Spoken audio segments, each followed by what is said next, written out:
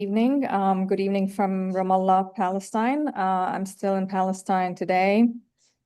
We have a very, very busy webinar and a few speakers from the West Bank and from Gaza, where the situation continues to be catastrophic and escalating at a very, very, very dangerous scale. We'll start first with our speakers from the West Bank and then wait for our speakers from Gaza to join us to give us their live updates. If you've been watching social media or the news, the attacks have been absolutely nonstop on the villages in the West Bank.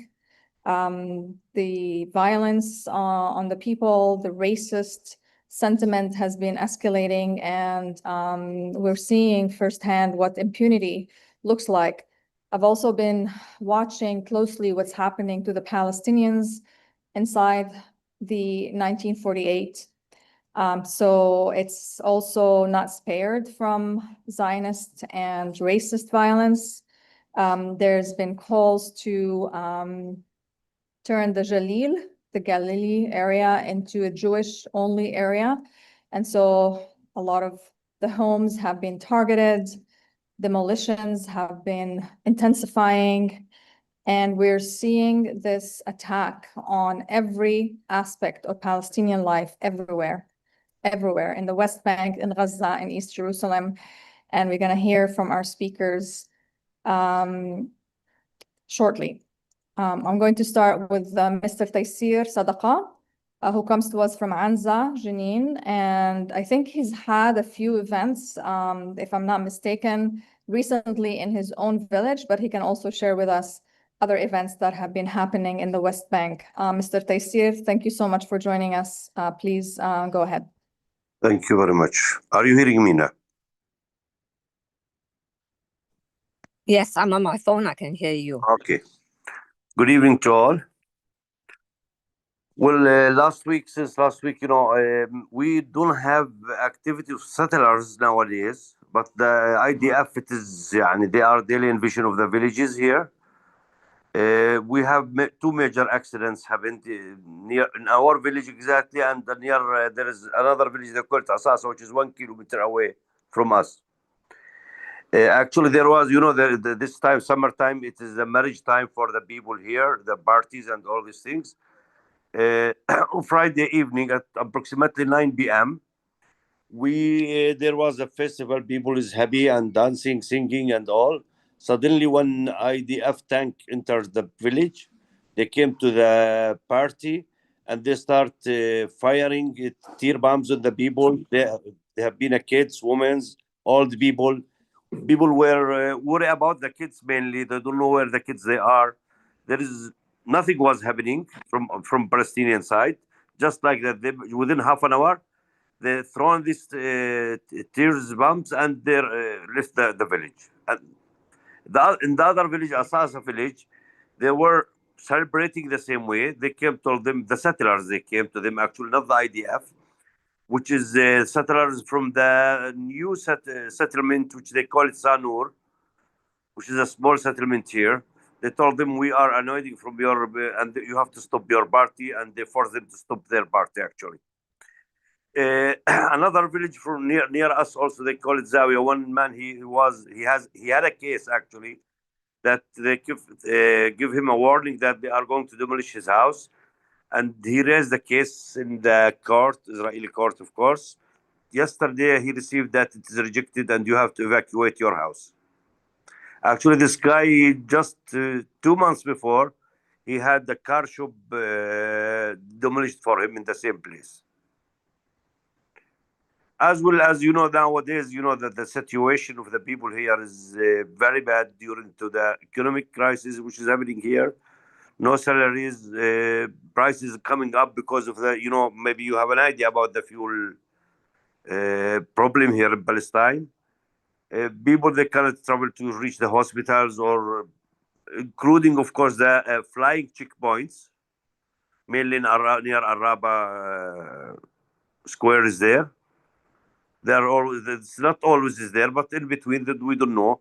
Always we have tanks every day. They are coming and stopping. We don't know which time at the entrance of the villages here. this is all what happened in last week. Taysir, there was also a significant increase in the attacks on the olive groves, the olive trees. Yes, it is Upwarding there the about in the farms now. Here, Sirat al-Dahir and Ajja.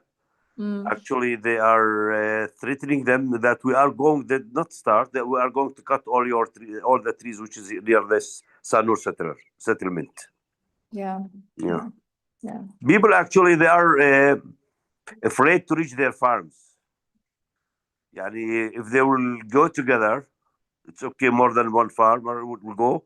Otherwise, no one can he go alone to serve his farm nowadays. Because they will be intercepted by Absolutely, the gang. it happened, and you know, after the Till incident which has happened, يعني people they are really frustrated here and they are afraid to reach their farms. Maybe see what IDF action is here. Since what I observed before, what's happening near Ramallah and Nablus villages, they start with the IDF activities, and the settlers they start coming to them. Luckily that we don't have much settlers in the new settlements which is here. The outpost, you mean? Yeah, and people, I mean in South Jenin. South of Jenin. South of Jenin, yes.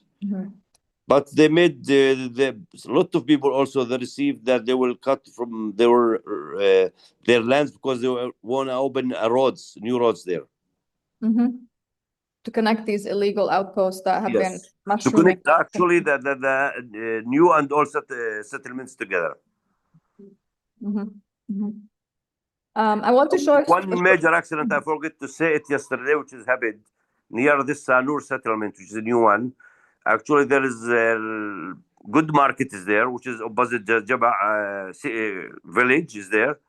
They gathered all the people who are marketing there, and they stopped them more than 2 hours. And the IDF, I mean. Got it. I was speaking to a friend of mine. She lives, a colleague actually, and a friend who lives in the Balata refugee camp. And she told me that her son was in one of these, the service taxis. They're like a van that, has like 8 passengers. I think he was coming from Ramallah to Nablus. And the taxi was stopped by the IDF, the IOF, the genocidal forces, and all the guys in that taxi were attacked. Her son is 21. So they took all the men out and they started beating them up for absolutely no reason. Absolutely no reason. And then after like a good 20, 30 minutes of this beating, they allowed them to go back in. And she said, my son, who's 21, just because he looked at the soldier, kind of like wondering, why the heck would you do this to me? They took him out again and they beat him up all over again. And this is just one example of the daily life of a Palestinian on Palestinian land that has been stolen by this absolutely criminal state. And to that end, I think just to kind of demonstrate the level of depravity and the level of impunity that these people are acting with, and this supremacist ideology, I want to share just a short video just to kind of demonstrate. This is a lawyer who is extremely racist and is openly racist, and he's sharing his sentiment about the value of Palestinian life. So I just want to play it very quickly.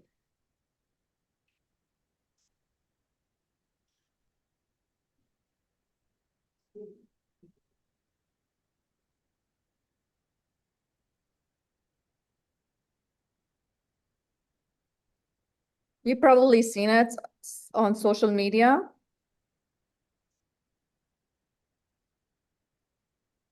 Let me know if you can hear. Can you hear the audio? Okay. No. Life, it's 10 million, okay? That just sounds racist. Yes, I know. But this is the truth.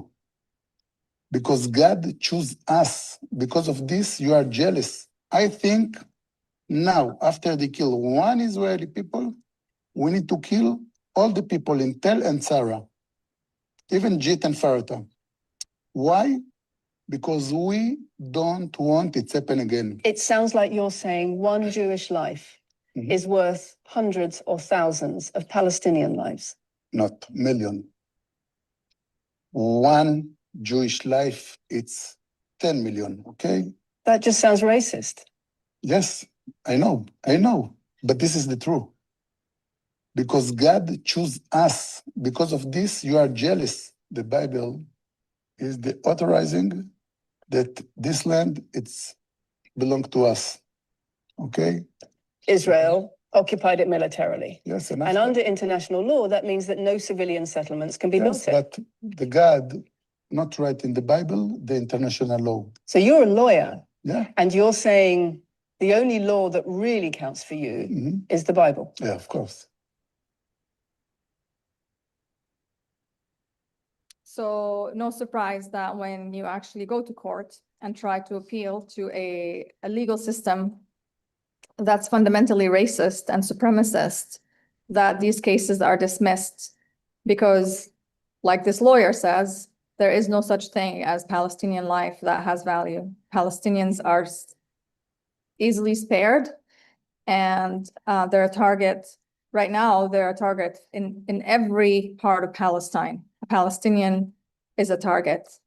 And I'm sharing this to emphasize that we really need to understand what we're dealing with.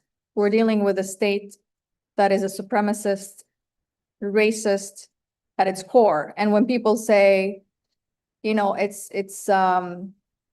Benjamin Netanyahu, that's the problem. It is not.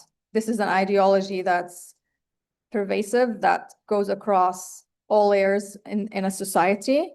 And it's a very, very, very, very sick ideology that creates this violence. And of course, impunity and complicity allows it to continue to go on.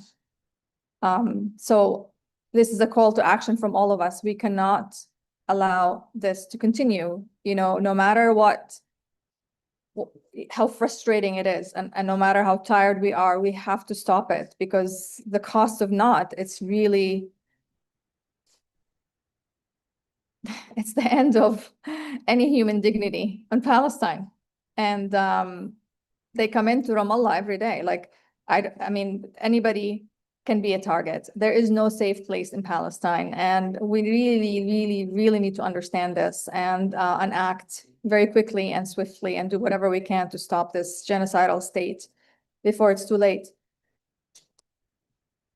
Thank you so much, Taysir. Anything else you'd like to add? Well, nothing is there, but situation really is going for bad ways. I don't know, including what is the settlers and the IDF, the economic crisis. Yani I'm afraid people will go to, I don't know in English, the Al-Asyan al-Madani, which I'm afraid of that. And a lot of killing will be at that place, yani, at that time, if it will happen. Because really people know other ways. People yani, refusing to leave the country. They want to stay here, no ways. But what they are facing, it is yani, unbelievable. Extermination. Yes. Yeah, yeah. Thank you so much. Thank you. Please join us every week and give us these For updates. sure, I will not miss this one. Thank you I very just much. want to add, you know, I'm trying to go to the places where this is happening, which accidents is happening. But actually, before I've been the mayor of the village here, I have ID that I can move. But now, you know, it is if you are not, you don't have any ID to show that you are somebody, that I face a lot of problems. But even so, maybe my English helped me to talk, to say to the IDF people when they are invasion and something like that. And if some injuries, I'm used to go there. We don't have any. We have nurses and doctors here. Mainly, we have 10 nurses here. We are trying to cover all accidents if they need a medical aid. But we are not covered with, not from the government or from Red Crescent or anything. Thank you. Thank you so much. Thank you. Next we have Iyad. Iyad, كيفك? It's been a while. We miss الله you. السلام عليكم. الله Alaikum يعطيك salam. العافية ميساء ويعطيك العافية زملاء. يعني يعني احنا أول شيء يعني بنشكركم على الاستضافة المستمرة، والحقيقة يمكن يعني English. Yeah. اوكي I'm just forget. يعطيكم العافية. Thank you so much for hosting me again, Maisa and my colleagues. Really, here in Gaza, we still have a genocidal actions ongoing over the field all of the time. And as my colleagues mentioned in West Bank, the other, our country wing, everything is worsening by the time. Nothing to see more, it's brutality, the killings. Before I will talk to you about my title for the evacuation orders, repeated evacuation orders, I will talk urgently about the current situation at this time. Before I speak about the systematic evacuation and destruction, in Gaza City, a civilian was struck in the middle of densely populated area now for 20 minutes, surrounded by homes and displacement tents. According to the primarily information available at the time, more than 10 between martyrs and seriously injured people. We can imagine what's the meaning of pushing people in the shrinked area, just 30% of our Gaza, and they increase the strike attacks all of the time. We really noted that they increased the attacks and the genocidal actions by dozens of explosions, like what's still happened until this time. This is not yesterday, my sons. It's happened while we were preparing to speak with you. This is the reality of Gaza today. Continuous bombardment, attacks on the street, markets, civilian vehicles, displacement tents, and medical supplies warehouses, and densely populated neighborhoods, everything's. Today, I'll speak to you, my colleagues, and all of the audiences. We will focus on a policy that is reshaping life in Gaza. This is very important. The forced evacuation of entire residential blocks or area, followed by massive bombardment and destruction. Recent field assessments from 4 affected locations as a sample documented more than 176 affected families, comprising 837 civilians. We reach 1,000 members. I hope from you, if you have photos I sent to you, to share some of the photos that show what's the meaning of using huge bombardment within that area. We documented more than 98 homes either completely destroyed or rendered structurally unsafe, representing more than 55% of all assessed households. Dozens of additional homes sustain damage that leaves them unsafe because there are virtually no construction materials available and no directions. When we mentioned about what's the meaning of evacuation order, it's not evacuation order because seems like it's a well-managed process. But the reality, it's expulsion process under the threat of explosions, under the threat of killings. They grant just a few minutes to all of the blocks to evacuate. The people evacuate under the threats, under the fears, randomly, and without any directions or any place where they will go. In Al-Maghazi, as example, every assessed home sustained complete destruction or severe structural damage. In Nusayrat Block K, we documented 81 families, 392 people, including 15 homes completely destroyed, 1 rendered uninhabitable, 8 with severe structural damage, and 57 with partial damage. 19 families requested emergency shelter tents and medicines because they no longer had a safe place to live. In Al-Hadaba region in Deir al-Balah, more than 75% of assessed homes sustained complete destruction or severe structural damage.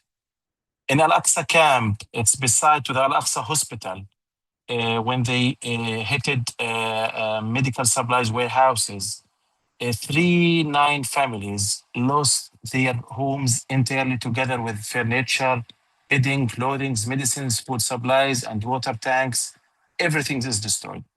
This figure is still only part of the story, my colleagues. Blast waves destroyed neighboring homes.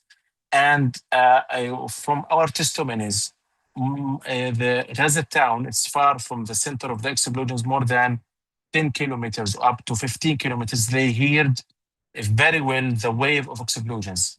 And also, when we talk about the blast waves, we talk about displacement, tent, water networks, electricity networks locally, sanitation system, and entire residential environment. During the recent attacks around Al-Aqsa camp, a medical supplies warehouses was also struck and severely damaged. Local authorities described this as a humanitarian catastrophe because Gaza, as we know, is already experiencing an extreme shortage of medicines and life-saving medical supplies. So it's equally important to understand that these neighborhoods had already been bombed multiple times during the genocide. The houses that remained standing were already cracked, structurally weakened, and at serious risk of collapse. The latest bombardment pushed many of these fragile structures closer to complete failure. Families continue living inside them because they have nowhere else to go, as we know, creating a constant risk that damaged buildings may collapse on those sheltering inside. Today, my people here are confined to roughly 30% of Gaza Strip, while those remaining areas continue to receive evacuation orders and bombardment. More than 2 million people and maybe 200,000 people are being compressed into an ever smaller area while infrastructure continues to collapse and the pressure increasing over us. Humanitarian assistance continues to arrive too late, my colleague, and in quantities far below actual needs. And families often wait days for tents, clean water, food, or basic headache. From my testimonies, from my team locally here in the field, most of those people evacuated or expelled from their homes or tents, they're still in open, living in the street, street corners. No place really remains to meet their needs. The suffering is not limited to residential blocks itself. Also, attacks on civilians continue daily in street, markets, aid distribution areas, civilian vehicles, and displacement tents. The killing rationally is increased by more than last week. And despite political discussion, as we hear in the news, repeated talks of ceasefire, the reality on the ground remains unchanged completely. The bombing continues, the killing and genocidal action continue, the displacement continues. And when we mention the expulsion process, if we remember the first time for the genocide start, this equation is very well made by the occupation to increase the pressure over the civilians, to let them flee, and there is no exact place where we will go. And also, the people here exhausted financially, economically, and when they lose their tents, they lose the final hope for their hope of the life. And also, when we mention about the children, as in the media transfer the documented photos for brutality, for killing, for burned bodies.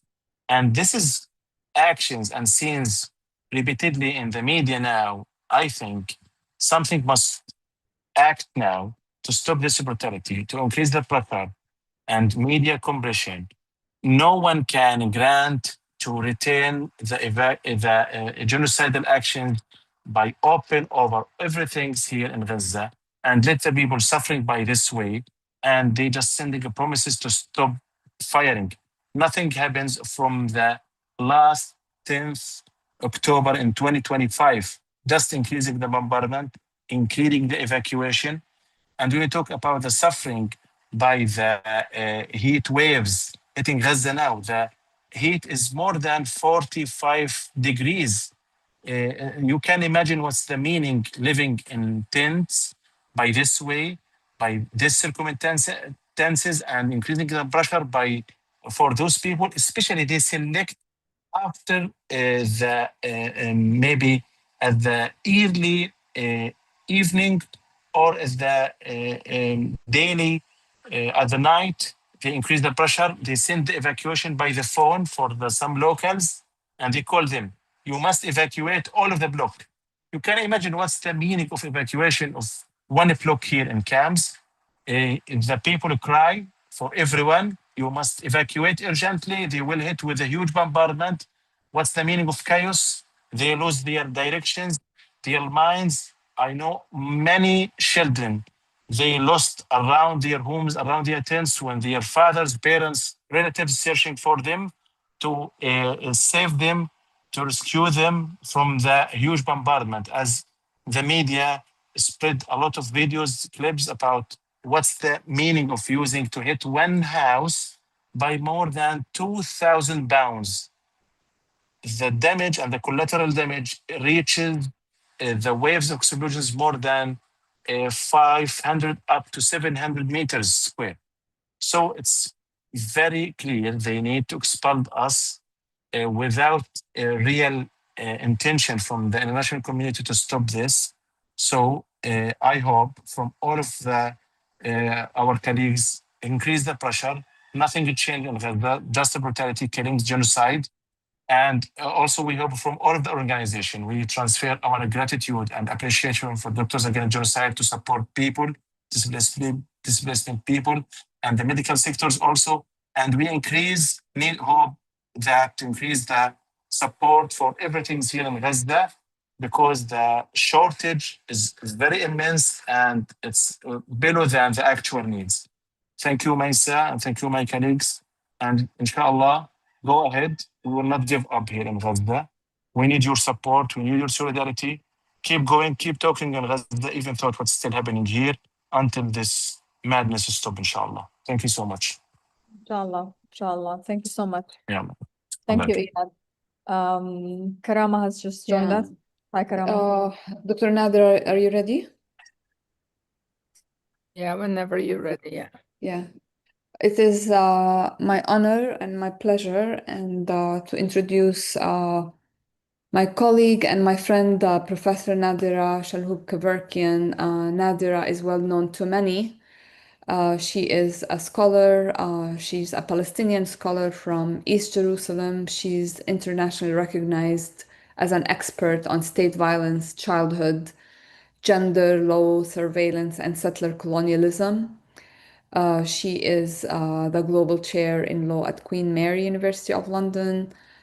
She's professor extraordinarius at the University of South Africa. She is professor emeritus at the Hebrew University of Jerusalem. And she wrote many books that I will list in the comments. Dr. Nadera lives in East Jerusalem.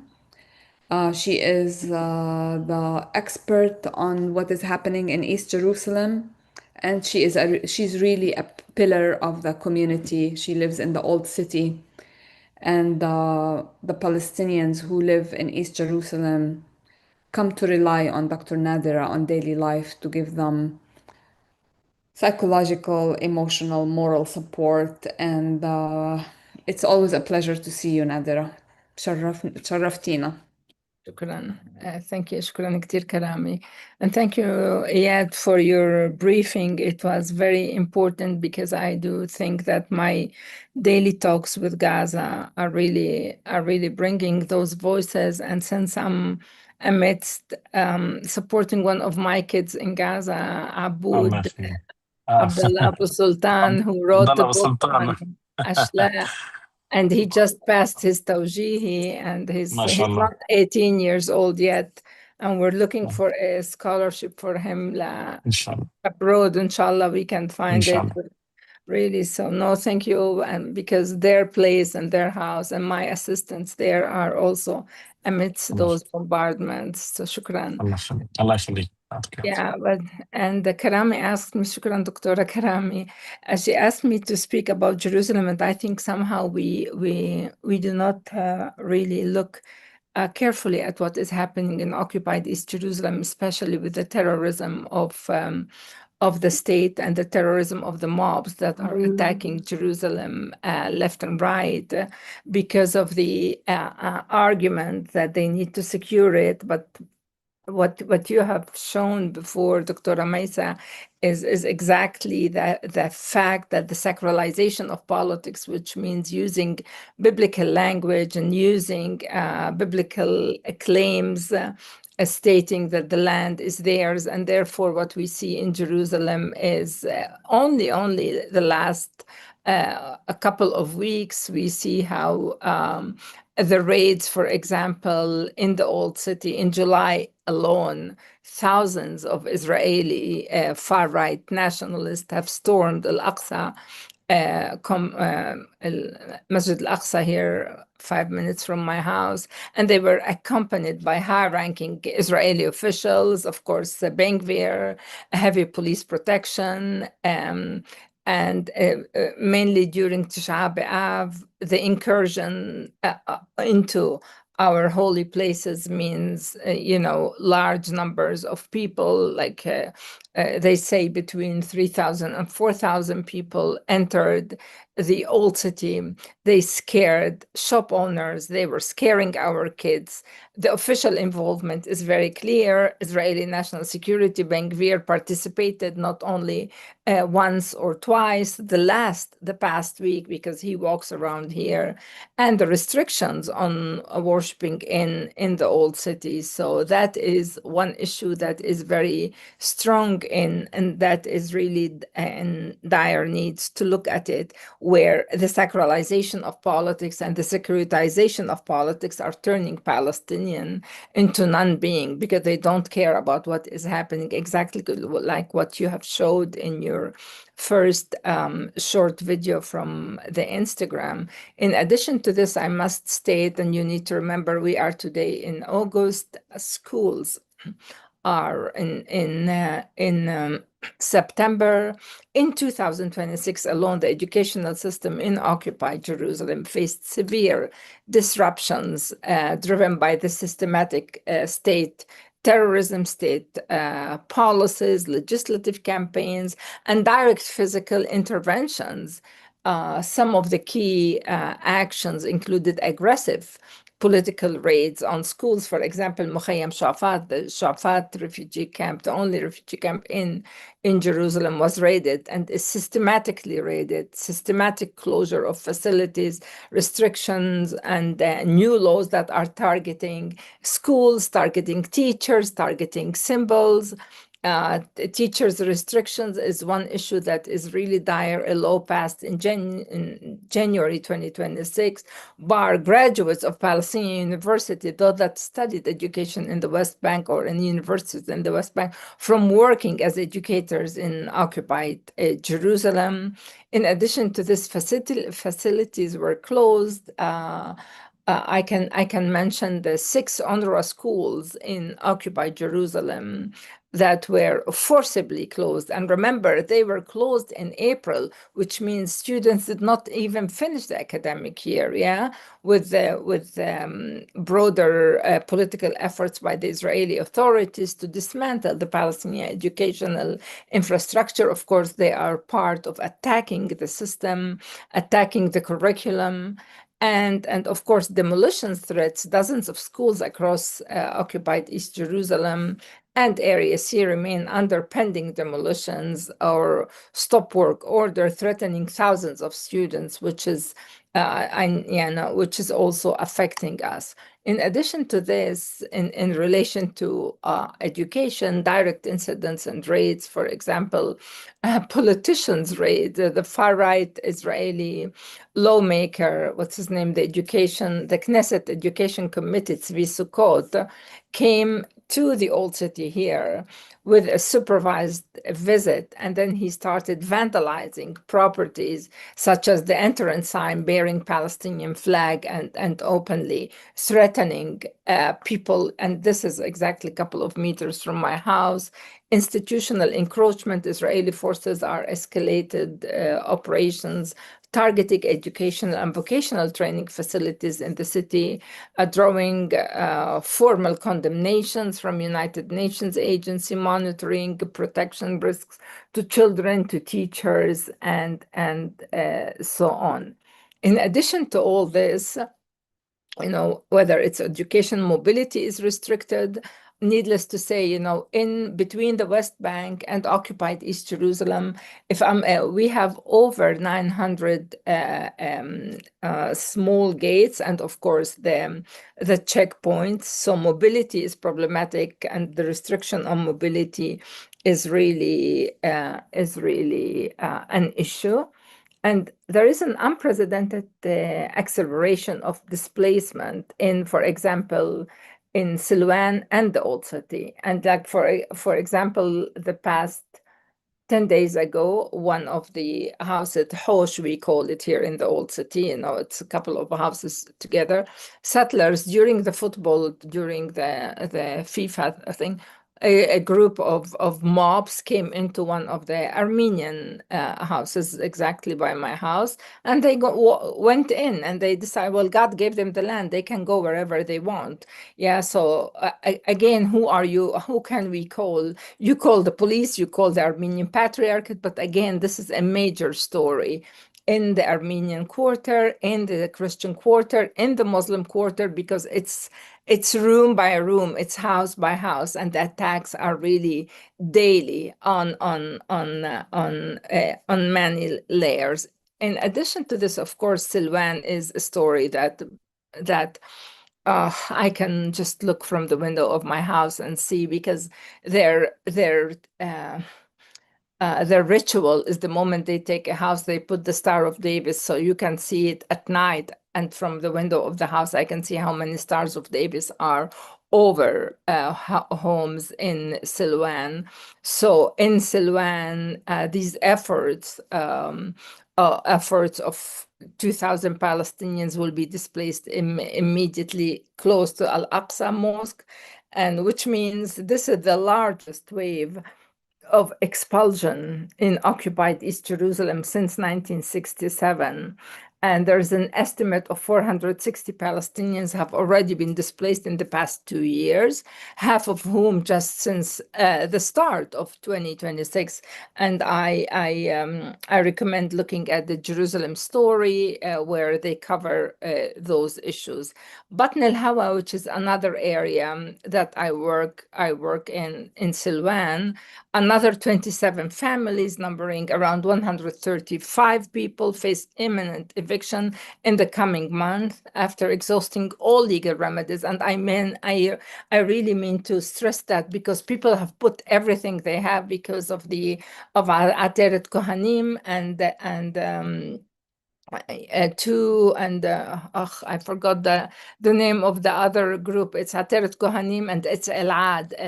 It's Eler David, which is another group of mobs of Jewish terrorists that are attacking the area. Of course, El Bustan, I must tell you, there's the most beautiful and most active and amazing community center that was demolished. And an estimate of 300 residents have already been displaced as a result of this new policy of demolition and eviction. This includes 17 homes that were demolished just since 2026, affecting approximately 135 people. So when you this is so when you look at it, you can see that seizing homes, demolishing homes, hardening living conditions in Jerusalem, changing the whole atmosphere, attacking churches, attacking clergies. Our graveyard was desecrated a couple of times. The Yusfi graveyard was desecrated. Again, this is part of their policy. The daily harassment by the settlers, and one of the words that today, while I was buying my grocery from the Old City, the word that you hear from every single shop owner and those that tahjij is the word, يعني بهجج الناس, which means scaring off, driving people away. and the religious and attacking clergies, attacking our areas. The Armenian convent have seen a couple of times those mobs coming and peeing at the entrance of the Armenian Patriarchate. And when you look at it, I wish to, if I can show one slide of how they function, would you give me the opportunity to, because I want to show Yeah, how. you can share. It's enabled. Yeah, okay. Just one slide to show you how they function. So Ateret Kohanim is the group that works and that functions in the Old City, and they are, if we are to fight them, we're affected by the Minister of Justice that is supporting them, the Minister of Finance that is financing them, the Israeli Lands and Administration that is supporting them, the Jewish National Fund, the Israeli Nature and Park Authority that is taking, by the way, in Silwan, they're demolishing houses to build a biblical garden, which means biblical garden where the biblical story where King David used to walk. So they're displacing hundreds of people in order to build a biblical garden. And this is all supported by the Antique Authority, by the Tourism Authority, by the Minister of Transportation, by the Jerusalem Municipality, by the Israeli Police and Border Police, by the Minister of Housing and private guards and the Israeli military and security intelligence. So what you see here is really a major situation whereby no matter what we do, and I can definitely show you the photo that I managed to just to show to share with you how things are from the window of my house. Is that here you see this is Silwan, and you see where the Star of David. So they're taking home by home, room by room, and slowly. And you can definitely also see the effect of, so it is, people are calling it Ihala. Ihala is swarming Palestinian, and it's swarming them, the mind, the land, the space, the body, the senses. So it's a necropolitical regime, and it's a biopolitical regime. It's social engineering that is affecting. And if you look at it, it is all, West Bank, occupied East Jerusalem, and Gaza is based on what the Israeli decisive plan, the determination decisive plan, that either you leave or you'll be erased or killed. So in Gaza, it's killing and overkilling. In the West Bank, it's slow displacement and slow killing. Inside 48, of course, the killing is hard at work. And this is the politics. The politics is to displace Palestinians, to add and to drive them, as most of the shop owners today were talking about, tahjij, which is really displacing. I'll Dr. stop here. Amazing. لو سمحتي. Thank you, Dr. Shalhoub. So you mentioned Elad and Ateret Kohanim. These are funded by U.S. nonprofits and by U.S. citizens, most of them. So just to add to the mix, all of these are organizations that are funded by American and Canadian and British taxpayer nonprofit, tax deductible money that should go to do good in the world is being used to dispossess people, to terrorize people, to steal their land. So we need to add this to the service. So, I mean, Israel is protecting it, and the citizens, the regular citizens, nonprofits in the US and in the West are the ones who are funding all these services in the service of what they call a religion and a star of genocide. So thank you, Dr. Shalhoub.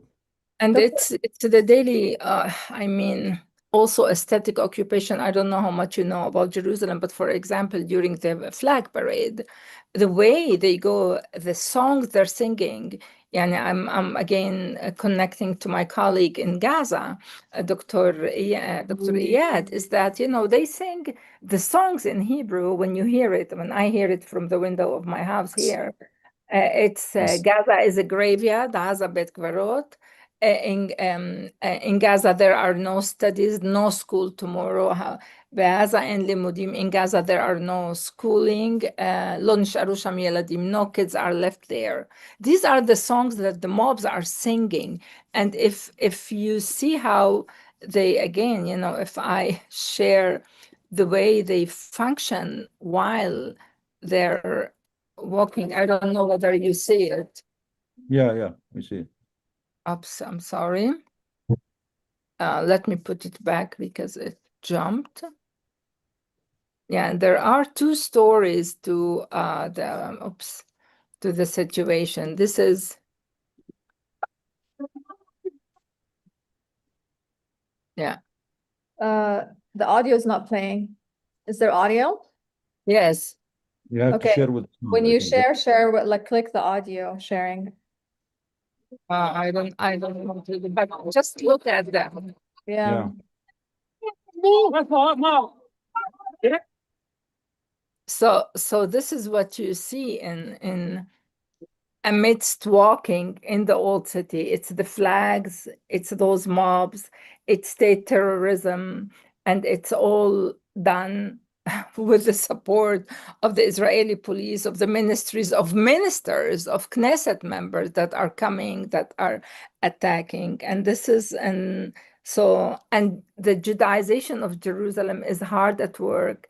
The demolition of homes, the loss of homes, the inability to use law. And of course, I did not mention another legal aspect, which is also revocation of residency. So far, we're there, but especially those like my husband, who was born before the state of Israel was established. He is a resident and not a citizen, and his citizenship can be revoked if he misbehaves. So these are Dr. Nadera, I heard from a friend, actually, she is a Jerusalemite. But I couldn't believe it when she said to me, like, this only democracy in the Middle East. She's Christian. She's married to a Muslim. They have a child. That marriage does not constitute official marriage in Israel. You're not allowed to marry from outside your faith. And so she has the Jerusalem ID. Her son, she can't give him the ID. Yeah. Her husband, because her husband is from the West Bank. So, and it's because she doesn't, according to the law, she is not married and she does not have a legitimate son because she's Christian and the husband is a Muslim. Well, the legal system is very complicated. The legal system is in Jerusalem. Yes, you need either to use the Sharia law or to use a Christian court. Otherwise, you are in the middle, or of course, the rabbinical court for this sake. And the marriages that are not registered in one of those places are not marriages, or they're not considered. Of course, the legal system is extremely problematic in so many ways, and yes, on so many levels. In terms of building a house, you need to prove, even if you have the papers, it doesn't mean that that legally is approved. We have a story here with what we call Armenians at the Governum Bardes, which is the Armenian garden, where the mobs came and decided that it belongs to them, so they decided to kick out Armenians. And according to the law, we have the Israeli law, which we don't know what kind of papers those mobs have. We have the Armenian Patriarchate law, and even if the patriarch sold the area, the land doesn't belong to him. It belongs to the patriarchate and not the patriarch. It's not the land of his parents. It's a land that belongs to the patriarchate. But again, that's a story. And number three, it's occupied area. Occupied area, the state has nothing to do with our land. But unfortunately, they are controlling our breathing. So in front of my house, I used to park my car in front of my house. They kicked me out because I'm not Jewish. It's only for Jews, not for Armenians and dogs, I told them. And now in the other parking lot. So the only place is that we should find a place on the sky to park or to move. So it's a tough story. If you're not Jewish, you cannot park your car? No. And it's in front of my house, and the land belongs to the Armenians. They must be proud. Must be proud to be Jewish, yeah. Yeah. Even if your car has a yellow Well, I have a yellow, whatever license plate, Hey. but in front of my house there's a parking spot, big parking lot where we used to park there, but they kicked us out because they claim that that piece of land belongs to the Jewish quarter, because when they bought their houses, and these are mostly American Jews who came to the old city, the land is part of the deed that they, it's a mess. There's another story, is that the Armenian Patriarchate have leased the land for 99 years. That lease was not active when I moved to the street. And also take into consideration that the name of our streets and the numbers are not our numbers nor our names. I'm originally from Haifa. I was born in Mukhallas Street. It was turned into Yudlamet Peret Street. Here, it's Shari al-Husar. Now it's Chabad Street. It took us years until we managed to get a number, which means if you have mail, or if you're in the hospital and someone needs to send you a report, there is no way you can receive the mail. It's complicated being in the old city, moving in the old city, finding a place to live, walking. Take into consideration that our kids are at daily risk, because the Jewish kids are always apprehensive and anxious. Two kids were talking the other day, and the rest of the on Shabbat, the rest of Jewish neighbors were standing, Jewish kids, yeah. And one of the kids asked the other, every Arab is Yimach Shmo, which means may his name be erased. And the kid responded, yes, all Arabs, Yimach Shmam v'zichram, their memory and their name should be erased. And this is a discussion between kids. I started the videotaping. He asked me why I taught in Hebrew, and I told him, because you're all very cute. Kids. The irony here is that they want the Palestinians to reform the curriculums and erase things like Al-Nakba, because apparently that never happened. And this is actually being done through the UNESCO. The UNESCO is putting pressure on the Palestinian Ministry of Education to reform curriculums. When I asked what that means, it's actually erasing Al-Nakba among other parts of our history, because it incites resistance, which is, in their minds, it's a form of violence and terrorism. So are the olive trees, by the way. Did you know that the olive trees are terrorist entities that need to be uprooted and erased? It's just insane. How come? What's the story about the olive trees? Well, it holds history, and olive trees are older than the state of Israel. And plus, if you look at the gentrification, like, for example, from Jerusalem to Bethlehem, I used to teach at Bethlehem University for years, for almost 10 years. So the drive from here to Bethlehem University is around 20 minutes, okay? All the area from here is packed with olive trees, packed. All of them were cut in order to build this big road. And it was very painful for me as a driver who used to drive every day. And plus, Palestinians were cutting them because that was the only way they can make some money to live. So we built the settlement, and we cut the olive tree. But today it's the mobs that are burning olive trees, and just the data on olive trees. And I'm happy one time to share with you, because OCHA has major data on perceptions towards olive trees, and how many olive trees were burned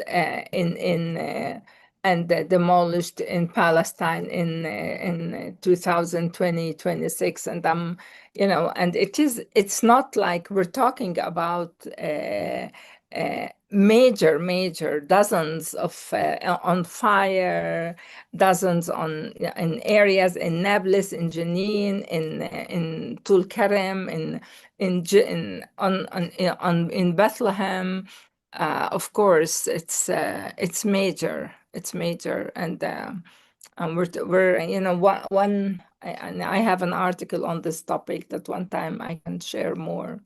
Thank you. Yeah, that would be great. Thank you so much. It always breaks our heart to hear about Jerusalem, you know? It's the heart of every Palestinian, and it's just being broken every little second. Correct. And thank you for living there and for your And you know, if I just may something, this is really designed by predatory real estate agents that are using religion and identity to advance their real estate projects. And it's at scale in Palestine at the most extreme form of it. But these strategies, like, you know, repurpose the parking lot, change the name of the street, remove licensing, this is a very well established blueprint for taking over territory. No ideology, no religion. This is basically theft. Yeah, well, yeah, as I say in my writing, you know, when you have the security theology, because security became a theology, and you have the biblical sacralized politics, and God became a real estate agent that can give land to everybody that is Jewish and taking it from us. Just go to Silwan and see the situation, go to Sheikh Jarrah and see the situation, pass by Mukhayyam Shafat and see the amount. And you need to remember that people in Shafat, a refugee camp, were people that lived in the old city of Jerusalem in Hart al-Sharaf, and they're not there anymore.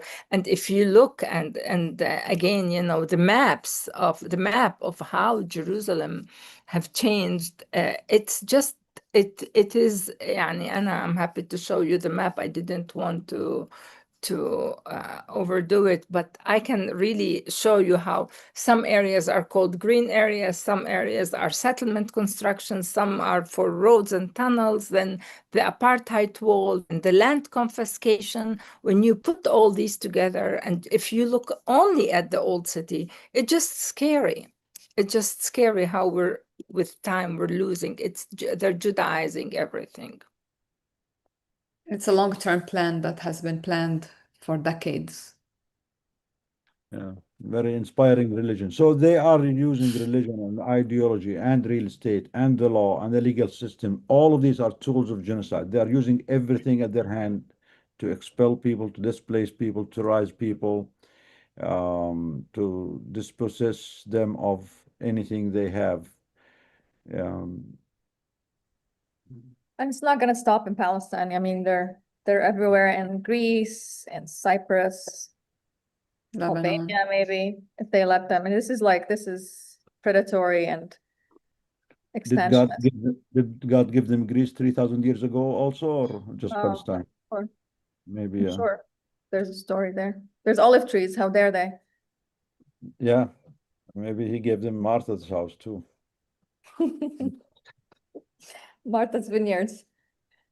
Thank you so much. Okay, we're gonna shift gear to Canada.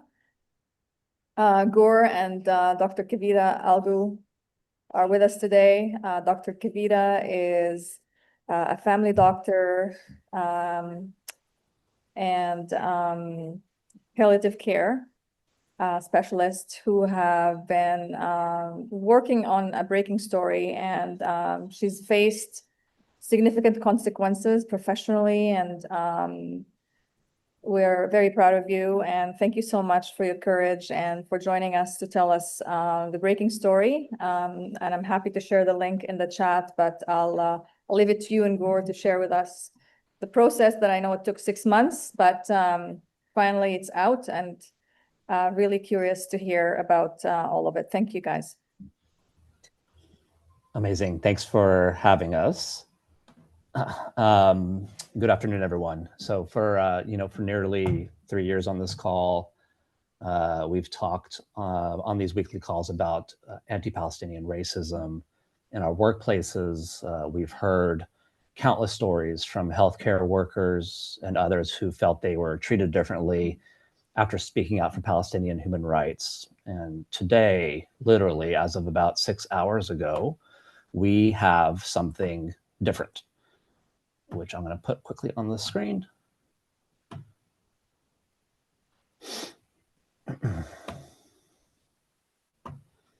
But today, we have one of the first deeply reported investigations documenting how anti-Palestinian racism actually manifests inside an institution and by mainstream investigation by mainstream media. So this is how it manifests inside of an institution through workplace policies, professionalism standards, and investigative processes. That's what makes today's investigation in the Toronto Star so incredibly important. This isn't just the story of one physician or one hospital. It's an evidence-based case study that gives all of us something we've often lacked, a thoroughly researched, independently reported mainstream media account that helps explain how the Palestine exception can operate inside the workplace. It's bigger than healthcare. It's bigger than Canada. It's a resource that all of us can use globally. And we're incredibly fortunate to have with us the person at the center of that investigation, Dr. Kavita Algu. Kavita, thank you for your courage, your perseverance, and for being an incredible friend and comrade, and for helping create what I know will become an important resource for all of us working to confront anti-Palestinian racism. So I'm going to take this off the screen, and we're going to have a quick conversation with Kavita. Has it stopped sharing? Yes. Okay, perfect. So Kavita, let's begin personally. Before all of this, what did Mount Sinai mean to you, and when did you first realize something fundamental had changed? Yeah, thank you so much, Gert. I guess I just want to start by also acknowledging that it seems so silly to talk about any of this, given everything that is still ongoing in Gaza and the West Bank, and but I do think it's, as has been talked about many times on this call, the silencing here helps enable the extent of the atrocities and the genocide in Palestine. So I do think it is important to talk about, but obviously like just fully acknowledging that what we go through here is nothing in comparison. And so with that in mind, I guess, yeah, in terms of this was my workplace for 10 years. I started my first job there. That was my first permanent staff position as a physician, a newly graduated palliative care physician. I worked somewhere else as locum, and this was my first job. I started working there when I was pregnant with my daughter, and I have 2 kids. My oldest is 10. And so, have a lot of lifelong friends, a job I loved. I'd been allowed and facilitated to work in a lot of different types of advocacy work during that position. And so, yeah, it was obviously a very important part of my life. And in terms of when I realized something had changed, I think for many of us who started speaking out publicly post-October 2023, it was quite immediate, right? In that many people engaging in activism in various spaces, previously very supported in that activism. I remember even when Russia invaded Ukraine, I spent so much time driving around the city collecting supplies from people's homes. I used to do home visiting palliative care, so sometimes somebody would pass away at home, and we would go gather supplies and get them, and everybody was so supportive in the workplace, and then distribute them to people who would get them to Ukraine. And so obviously the response when anybody said even a word about Palestine was very different. Yeah. Kavita, you had spent a decade building your career there without complaint. By all accounts, a stellar career.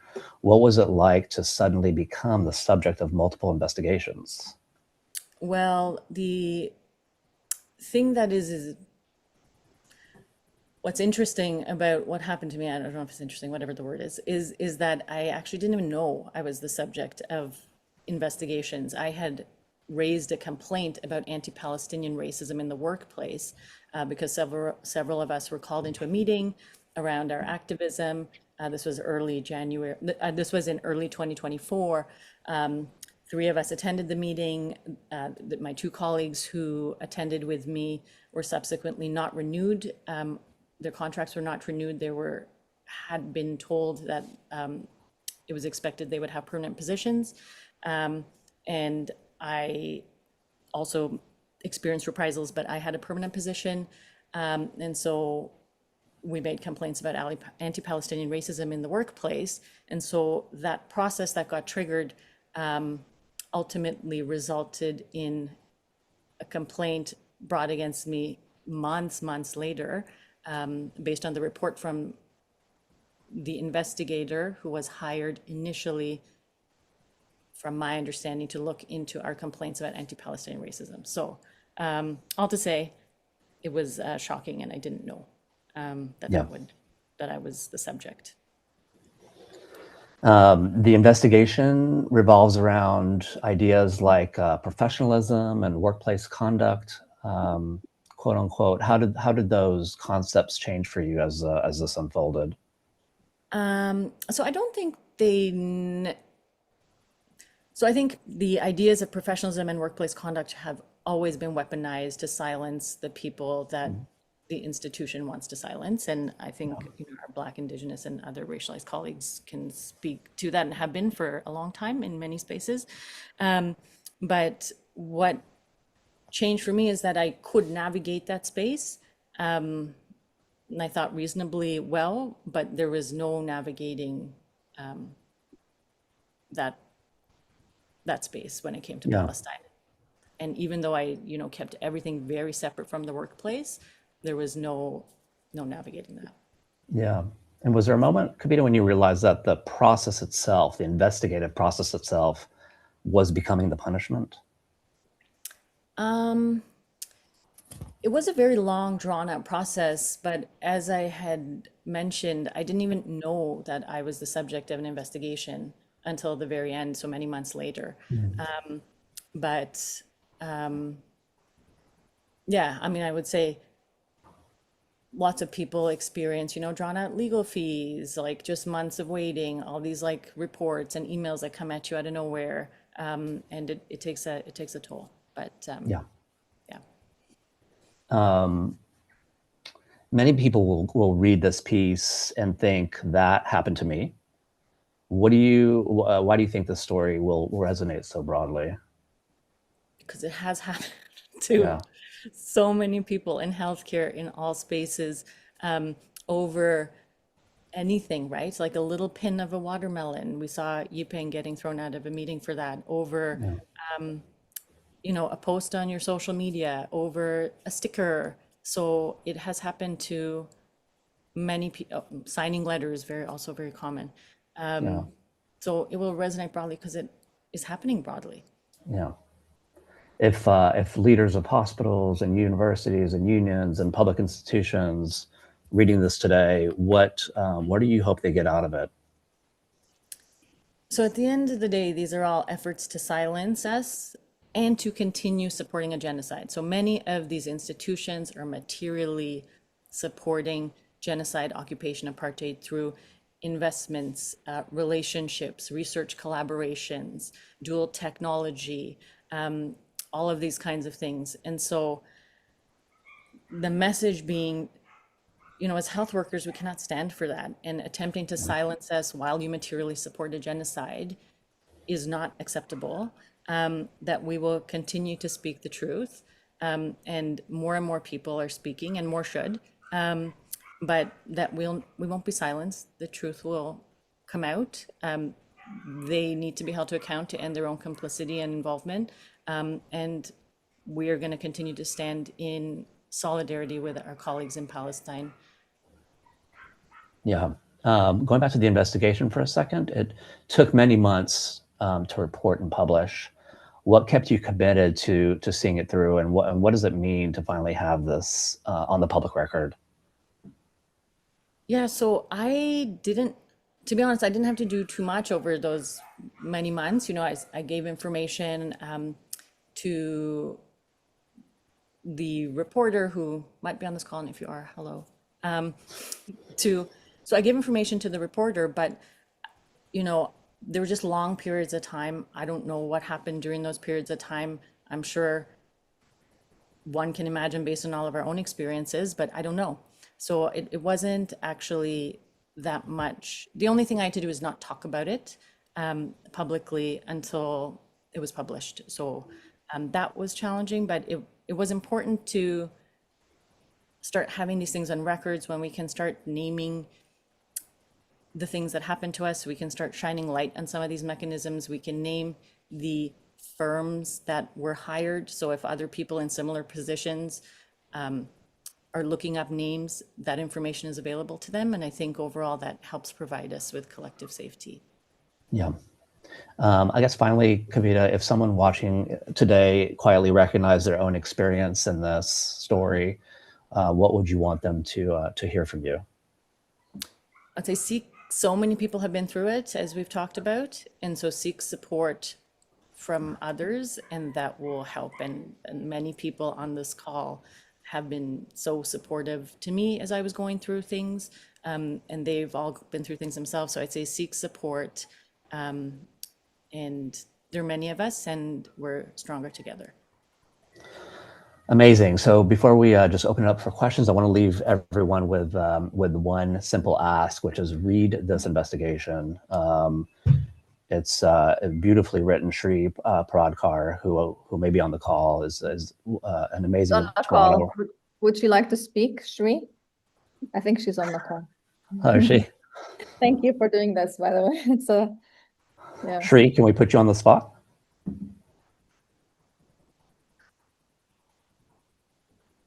Shri's like, no. Okay. I'm just kidding. I don't know what she's saying. But if you are on the call and want to speak, let us know. But again, read the Are you talking to me? No, to Shri Paradkar, Okay, who's the sorry. reporter. Yes. No, it's okay. Just worth calling her out for being one of Toronto's most amazing reporters, for sure. Has done some incredible journalism. But anyway, read the investigation, share it widely, and then ask yourself, how can I use this? How can my workplace use it? How can my union, hospital, university, or organization use it? For years, we've struggled to explain how anti-Palestinian racism often operates, not only through overt discrimination, but through the selective application of policies, investigations, and institutional power. So this investigation gives us something invaluable. It's an independently reported case study that helps make those dynamics visible. So let's not treat it as today's news. Let's treat it as an organizing tool. Let's use it to educate, to mobilize, and to push every institution we belong to ask difficult questions about fairness, accountability, and anti-Palestinian racism. And make sure that those policies and those workplaces reflect that and they're adhered to. So thank you all, and Kavita, thank you again for being with us today, and we'd love to just open the floor.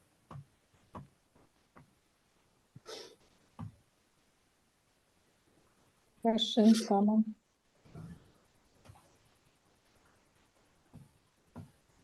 From the panel, Yiping. Yiping, go ahead. That's very close to home for you. Through the same experience. Yeah, a little bit too close to home, but thank you, Gur. Thank you, Kavita. Yeah, I just want to say I'm so grateful to have met you, Kavita, and to have befriended you because of Palestine. In the article, I just want to read your words back out to you. You told Shri that I lost my job over Palestine, but I found a deeper commitment to life and justice. And here we're with so many other healthcare workers, doctors who are against genocide. And I just wanted to hear, I think as bad as anti-Palestinian racism is, and the repression that people like yourself, myself, many others have faced, there's a silver lining to it in finding spaces like this with Doctors Against Genocide. So I'm kind of curious what your reflections are in being here with so many other healthcare workers and allies who have this deep commitment to life and justice, as you put. Yeah, I think the the experience would resonate with everyone on the call, probably, but I'm sure we all experience great upheaval in our personal, social, and work lives, and really things restructured around who are the people who can speak out against the genocide. And just being able to reorganize around this very fundamental value brings a lot of clarity. And so, yes, I have been gifted with so many new, amazing friendships and organizing spaces that don't feel like we have to compromise on things. And we all have a deep commitment to justice and against the genocide and to a free Palestine. So, yeah. Phil, I see your hand up. Yeah, one of the big tools that the legal people use to squelch information is the NDA, or non-disclosure agreement. And I wonder if at some point they offered you some kind of deal if you were willing to sign an NDA. So obviously I'm not allowed to talk too much about it, but I was offered an NDA. I felt I was pressured around the NDA. I did not sign an NDA, so I had that discussion with my lawyer that I would not sign an NDA. We already figured out that you didn't sign one. yeah, because I just want to know if they offered you one. Yes, They and did. there was increased risk, obviously, to not signing it, but it wasn't a thing I was willing to compromise on. You're a hard ass. Oh, that's a big compliment. I'm very proud of you, Kavita. Yeah. So no Ex-guts. lessons learned. Do not sign NDAs. Yeah. Yeah. And I just want to comment on one thing on the article for people who aren't able to read the whole thing, is that one thing that I found that Shri did really well was drawing a comparison between two physicians in the same workplace. So she compares my treatment versus a colleague who has been very openly pro-Israel, and how that person was protected. So his social media was not considered the workplace, even when a formal concern was brought forward, but all of my outside activism was considered the workplace, to the point where they brought a highest level professional complaint against me. And so I think that description really helps to illuminate the differential treatment in a different way that I haven't seen in mainstream media before. Kavita, can you explain to the audience what's the highest level of professional complaint is? Yeah, so most hospitals here in Canada will have a graded disciplinary approach. So the first time you do something that might be, whatever, unprofessional, they're supposed to kind of talk to you about it and like have some kind of corrective action. It goes up various steps. So I forget if this was a 3-step or a 4-step, but the highest, to come at somebody with the highest step of discipline is supposed to be reserved for very egregious cases. And so this... So like gross misconduct or... Gross misconduct, yes, like harming patients directly, things that could not be remediable. And so, well, actually, I don't know if it's not things that cannot be remediable, but things that that they think are too severe to go through a graded multi-step process of correction. And so they came with this highest level complaint and bypassed their own graded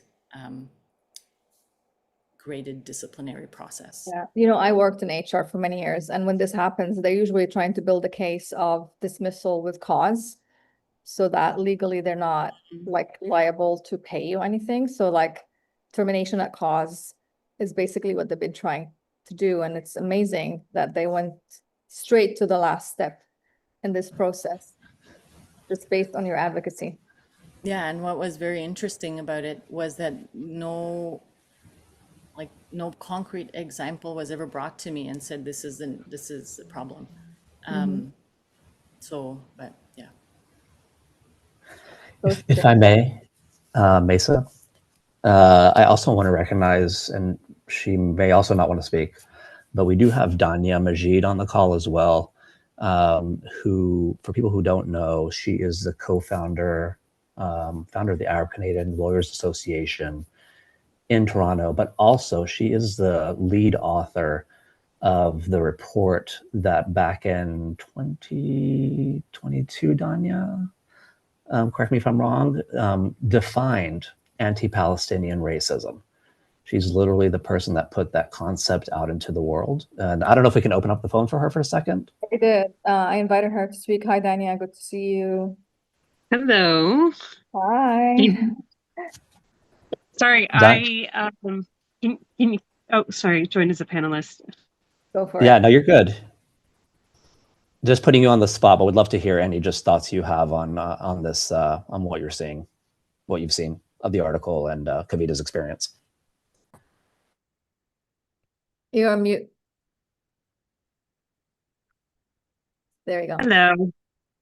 Sorry, I wasn't planning to make an appearance, so I just come out of bed, so I'm a little wet. I really do want to thank Kavita for sharing her process, but not just with doing the Toronto Star article, but we know it's been months and months and months of advocacy that got us to this point. In our experience,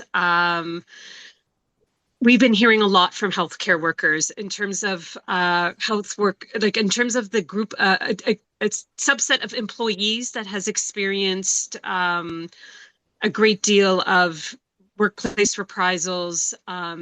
We've been hearing from a very long time from healthcare workers, and those complaints we have heard come well before October 2023. So it's not a new phenomena within the healthcare system. And it's not just Mount Sinai Hospital. We have heard very troubling stories coming out of Sick Kids Hospital, both with complaints we've heard from patients, but as well as those residents and doctors working there. We have heard many stories coming out of the U of T Medical School, so Tremerty. We've had a group of physicians there, pushing for recognition around anti-Palestinian racism. They try to go through the DEI process to try to, explain what they've been going through, what they've been seeing within the medical, within the law, the medical faculty. And the DEI system was, basically used as a way to demobilize them and to silence them. So they weren't shut down outright, but the DEI process was, something that was a long, drawn-out process, repeated delays, a lot of that kind of speak where it's thank you for sharing and thank you for telling your experience, and we're looking into it and we want to take it seriously. But months and months and months of delays would go by with nothing done about it, in hopes to grind people down. It's not just a Toronto thing as well. We know within Trillium Health Hospital, there's been pushback with the medical care workers there. Again, trying to not only highlight the anti-Palestinian racism they experience, but also address the hospital's complicity by working with foundations that are complicit in Israeli occupation. So it is on many fronts, both in terms of speaking out on Palestine, but trying to hold the institutions to account. A lot of these experiences, I will say, within the medical system, which we had been hearing about for many years, did influence the anti-Palestinian racism report that we did put out, especially the pieces around how the DEI offices were being used to again, silence those who are trying to address anti-Palestinian racism, and also how many of these offices were really trying to shut down any talk about Palestine by turning it into or conflating their concerns with Islamophobia. And again, it was sort of a way to basically throw something else at the doctors or the health workers without, as a way to avoid actually naming anti-Palestinian racism. And again, this is why we did put the report together, again, triggered by what happened at the law school at the U of T, but very much informed what we were hearing from the medical school at U of T.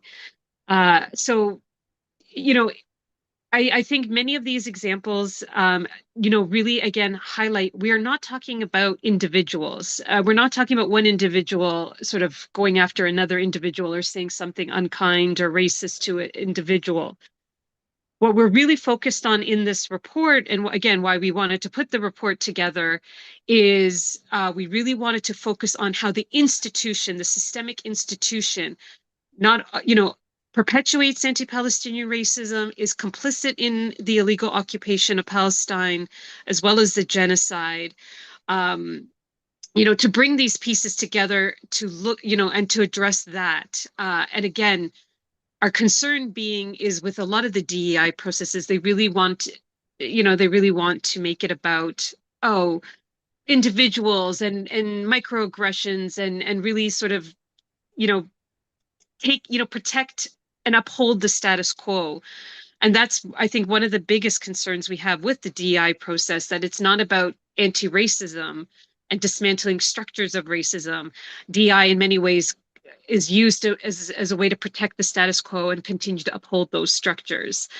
And this is why in our work, when we do the work around anti-Palestinian racism and we talk about how do we address it, we don't want to play the games that the DEI offices and the institutions want us to play by demobilizing us and trying to delay us from recognizing anti-Palestinian racism. What we really want to do is make sure that we recognize anti-Palestinian racism in order to protect our community members and our allies' right to speak on Palestine without fear of reprisal or attacks on their livelihoods and reputations, in order to, end the illegal occupation, genocide, and apartheid of Palestine. And as Kavita said at the very beginning, when she sort of apologized for, talking about this in this moment, especially after hearing what, the situation in Palestine, we have to, at the end of the day, remember the anti-Palestinian racism that we experience here for speaking out on Palestine is connected to the repression, the anti-Palestinian racism experienced in Palestine, which is manifesting there in its most extreme, violent, and racist form.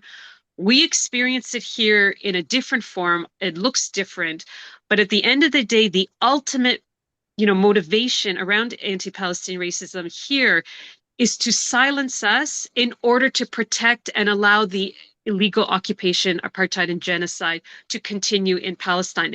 Silencing us is to protect what's happening in Palestine.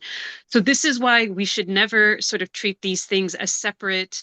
This is not just a workplace issue.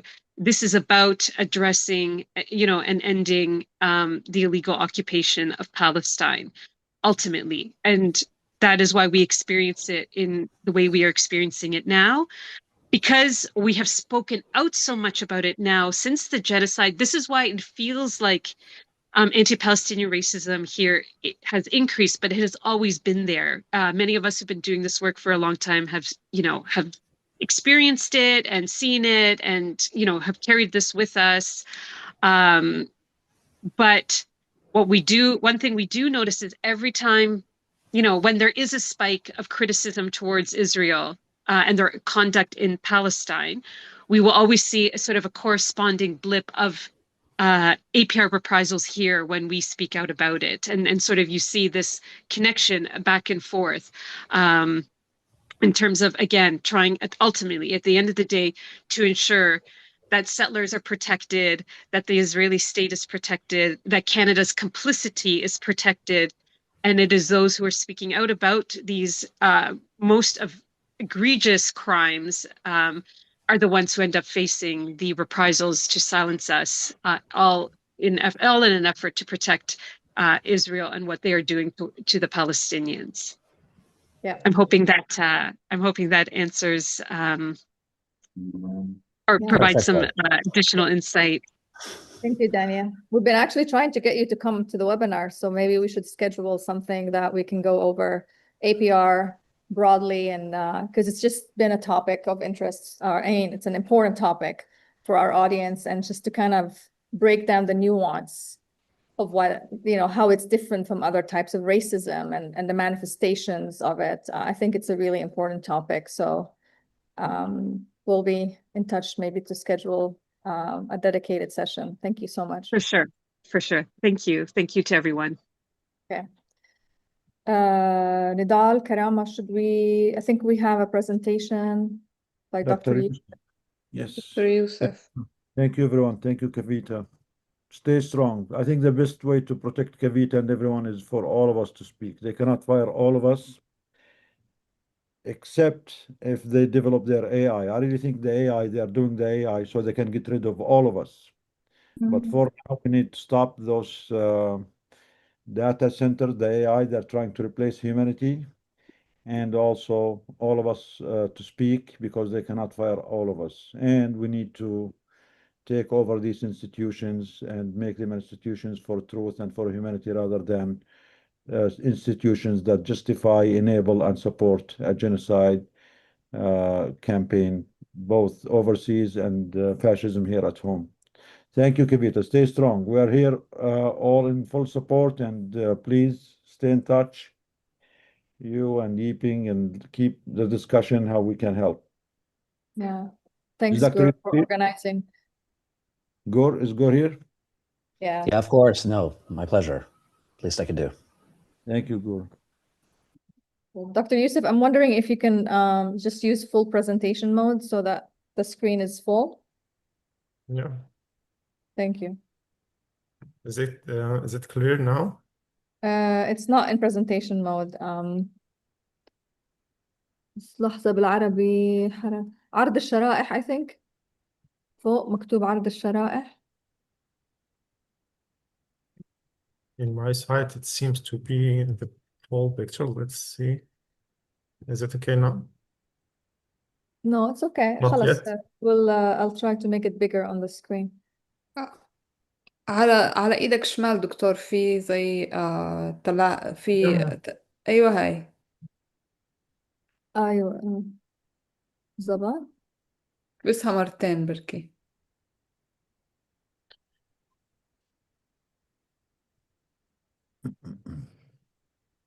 عرض الشرائح. عرض الشرائح في فوق في التطبيق مش تطبيق هن الخيارات. Can you share from your side? Oh, I can definitely do that. That's not a Yeah. problem. Yeah. Just bear with me. Let me just grab it. So while we're getting this taken care of, please, you heard from our wow, what's this? You heard from our colleague Iyad about the need for help, for support, our people in Gaza and the West Bank, and even people at home. So please donate and support as much as you can. And Dr. Yusuf is also going to talk about another important project. So before we lose more of the audience, please support the people, the victims of genocide that our tax dollars are funding. Instead of your tax dollars going to the nonprofits that fund the settlers, it's better to use them to help the victims. So you're paying the taxes either way. It's more aligned with our conscience to use it to support the victims rather than to support the thieves and the murderers. That's good. It's working now. Yeah. Thank you. Yeah. Assalamu alaikum. Yeah. Thank you for having me in this this meeting actually, and I'm going just to share you a short presentation to start with some figures, which is talking about the general situation in Gaza, and then we'll shift to some of the interventions and projects which was handled by Doctors Against Genocide here in Gaza. To start by the shortage of medicine and medical supplies, this is the last figures which was published by the Ministry of Health. We can just see the zero stock items, which is at the colors, which is by the red and the blue, yellow, and the green. To start by the medicine, you can imagine 47% of the essential drug list are at zero stock. We're talking about the chemotherapy and the blood disease medicine, maternal and child health, and the primary health care, and the hemodialysis and the kidney transplant medicine. For the medical disposables, 58% of the consumables are at zero stock. I'm talking about the cardiac authorization. 95% of the items which is related to cardiac authorization are at zero stock. The ophthalmic surgery, 84% at zero stock, and the kidney and hemodialysis, 69% of the items are at zero stock. For the lab reagent, and here the most important one today to present, 85% of the lab reagents are at zero stock. I'm talking about the public health lab, which is so important in the investigation of the water under this very critical situation, and to investigate the food while there is no checkpoints at the entry points in Gaza. And so I'm talking about the public health lab. 98% of the items are at zero stock. For the histopathology, 97% at the zero stock. And some of the preventable diseases like the hypothyroidism and phenylketonuria, which is done for the neonatal screening. Now you can imagine all of them are at zero stock. None of the items which is related to the lab reagent, which is used for the neonatal screening tests, are there. So some of the avoidable diseases, unfortunately, now missed, and some of the neonates will get some of the disease. For the immunology, 100% of the items again at zero stock. When I'm talking about the hormones and therapeutic drugs like the anticonvulsant drugs and immunodepressant drugs, all of them, 100% of the items are at zero stock. When I'm talking about the lab supplies, 73% of the items are at zero stock. So you can see the situation here in Gaza. Unfortunately, till now, the borders are closed or semi-closed, or semi-opened actually. Lots of items are there in the pipeline, but unfortunately we're unable to deliver them. Really, at the morning, I was in a call with the pharmaceutical department, and they were just announcing me within few days the items which is related to the hemodialysis and the kidney transplant. If for a reason or another the drugs which is in the pipeline not reached to Gaza, we'll face a real catastrophe in that issue. Next, please. Another slide with another figures. I'm talking about the massacres, and again, this was the latest, which was published by the Minister of Health. Starting by the left, the families which was totally wiped out from the civil registry. I'm talking about almost 2,300 families, and the total number of individuals who were killed and belonging to that families, I'm talking about 9,000 peoples or individuals were killed, while none of the family remaining behind. All of them were killed, and actually they are wiped out from the civil registry. For the families with the massacres, but with sole survivors, just they have one survivor behind. The total number of the families, 2,000 and almost 400 families, with the total number of individuals were killed in that massacres, 8,400. For the families with the massacres with multi-survivor, the total number of the families were targeted, 5,000 families, with a total number of individuals, 13,500. Almost the average is three members of the family were killed in those massacres. For the total orphans, I'm talking about 60,000, almost 61,000 of the children here in Gaza. Now they are orphans. For children who lost fathers, 52,000, and children who lost mothers, 6,000, and children who lost both parents, 2,700. Now, please, next. Yeah. For now, this presentation actually, just focusing on an area, I'm sure that most of you are following the part which is related to the advocacy of Doctors Against Genocide. These are the area of focus of this organization. Education, advocacy, and community support. I'm sure that most of you are fully aware about the efforts which is handled by Doctors Against Genocide, which is related to advocacy and to some extent to the education. But maybe some of you or most of you not heard before about the community support and some projects which is handled by Doctors Against Genocide in different countries, mainly in Gaza Strip. Next, please. So today we'll just have a look for those projects. Next, please. Those are the projects which is already started in Gaza.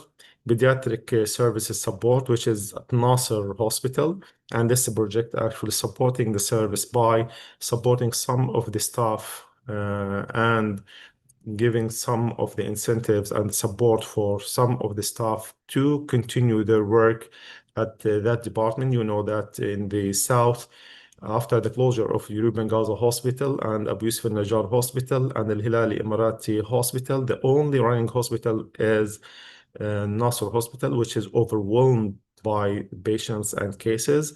And that's the importance of this project. The other one, again, DAG supporting one medical point, mainly at Gaza and the north of Gaza, and another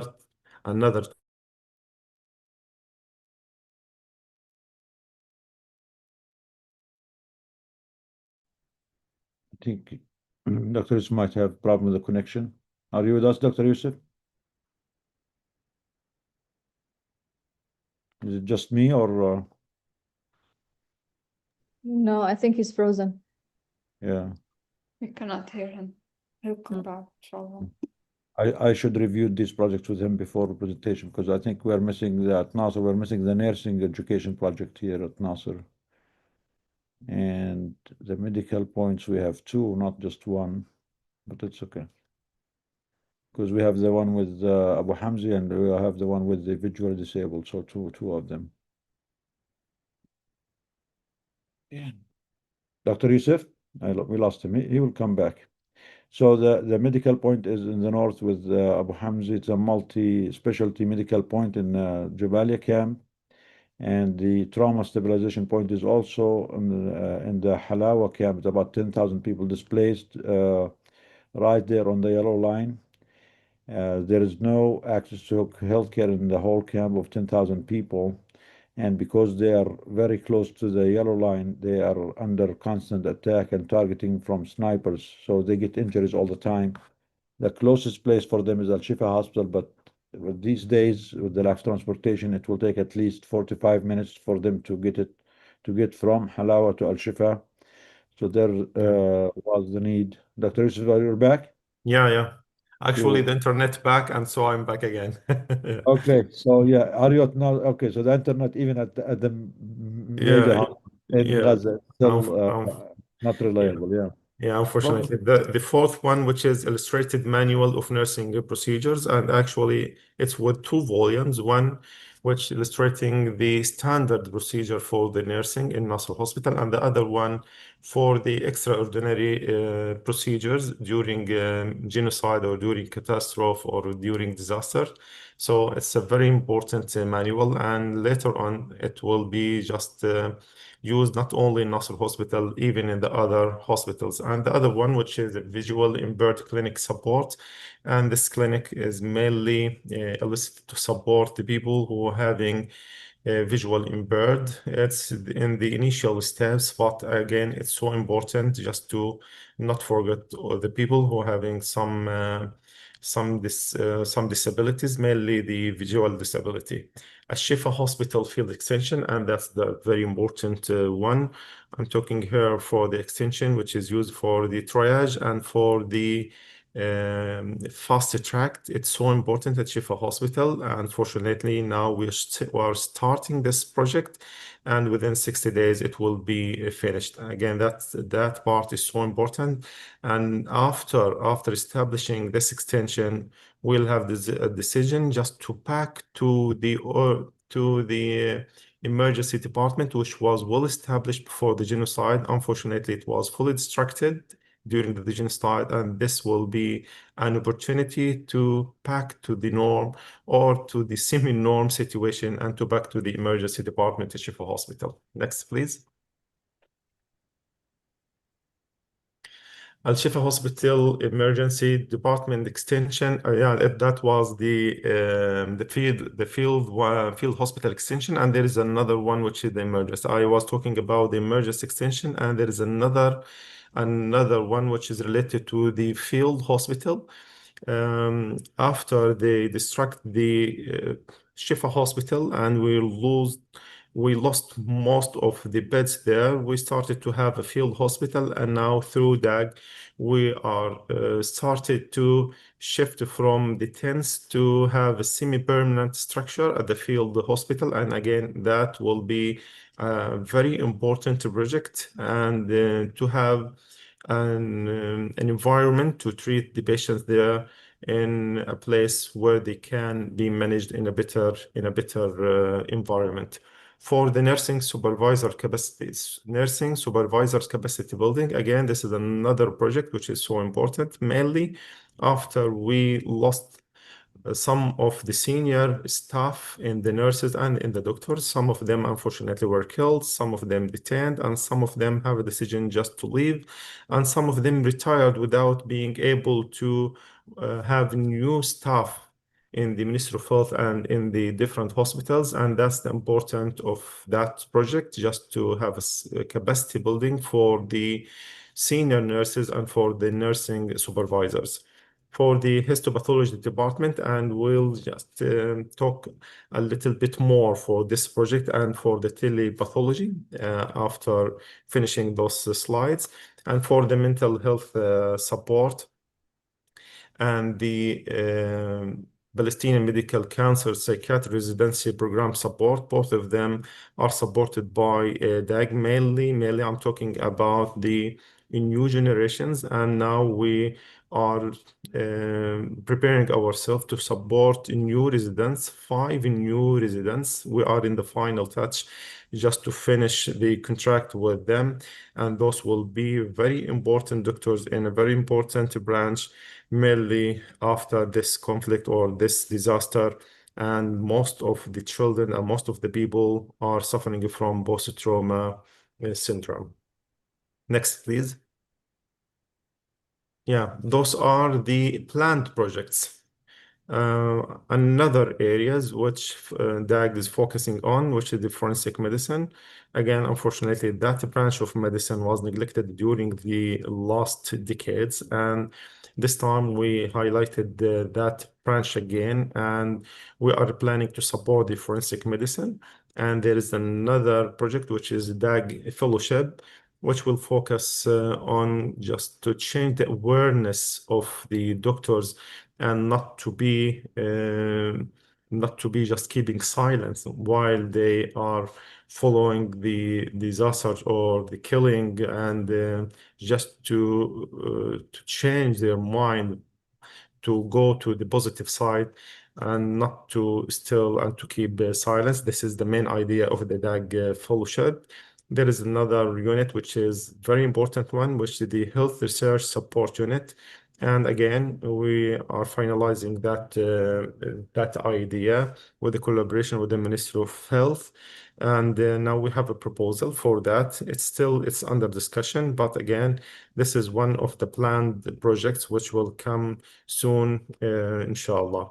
For the Palestinian Medical Council rehabilitation, again, it's not only the hospitals and the primary healthcare centers. Again, the Palestinian Medical Council distracted and in need for rehabilitation. And so we are still discussing that idea with the Palestinian Medical Council. But again, that area will be, inshallah, under focus during the coming period. Next, please. No, yeah, I'm now talk a little bit more on the histopathology department, rehabilitation, and the telepathology. Previously, we were managing the histopathology through two centers, one at Shifa Hospital and the other one at European Gaza Hospital. And previously, we have 6 senior doctors and consultants in the histopathology. Unfortunately, the most 2 senior doctors, Dr. Hussam and Dr. Muhammad, both of them were killed. And the other 2 senior doctors, unfortunately, they decide to leave Gaza. And so we are just now working with only 2 doctors, and they are actually the most junior consultants, the most junior specialists. And that's the importance of just to focus on that area. Now, lots of cases are waiting for their results. The waiting period is more than 3 months, as we have just only 2 doctors. And unfortunately, we have a clinical review, and the false diagnosis was approximately 30%. 30% was with the false results. So that's so important just to save lives and to have a correct decision. After they distract European Gaza Hospital and being inaccessible, we shift the histopathology department to Nasser Hospital. But unfortunately, as I mentioned just right now, Nasser Hospital now is overwhelmed with the cases and with the patients and with different specialties. There's no space for the histopathology, and they were managing them in a space which is really catastrophe, and the environment there is unhuman, and no one can complete their job there. So that's the importance of that project. And here, DAG is supporting Nasser Hospital to have a new department and to rehabilitate the place which was previously used for the hemodialysis.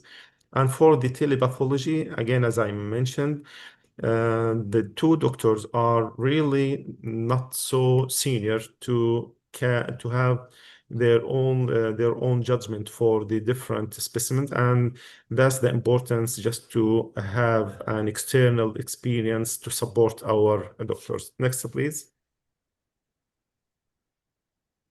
Yeah, this is the place where they receive the different specimens. Yeah, next, please.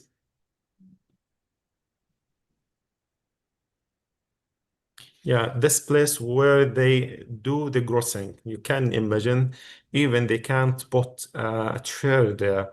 This is the place where they do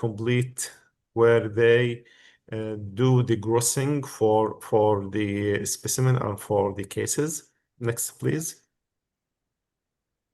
Yeah, and this is the plan and the design for the coming histopathology.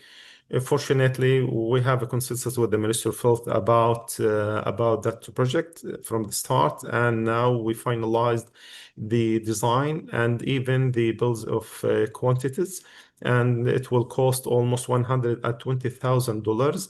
And now we are bending to complete the project. Fortunately, everything is ready and the design is ready, and DAG already allocated the money to support that service, which is so important. Please, the next. Yeah, this is the other part, which is the telepathology. Fortunately, we were able just to have a digital camera on the microscope, and this is our trial. Actually, DAG is supporting that branch with 2 issues. One is just to have some of the senior staff outside, and according to Dr. Nadal, inshallah, there will be a network of a senior consultant just to support the local staff.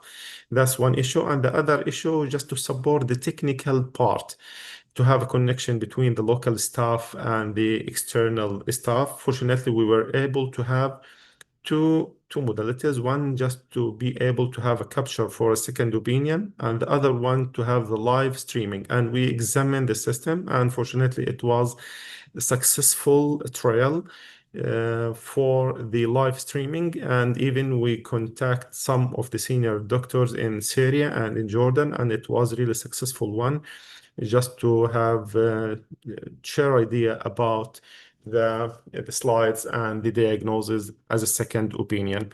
Later on, we'll even focus on the whole slide scanner, which will be the most appropriate modality, just to be able to send as much as we can of the slides to shorten the list of the waiting of the patients in the different specialties.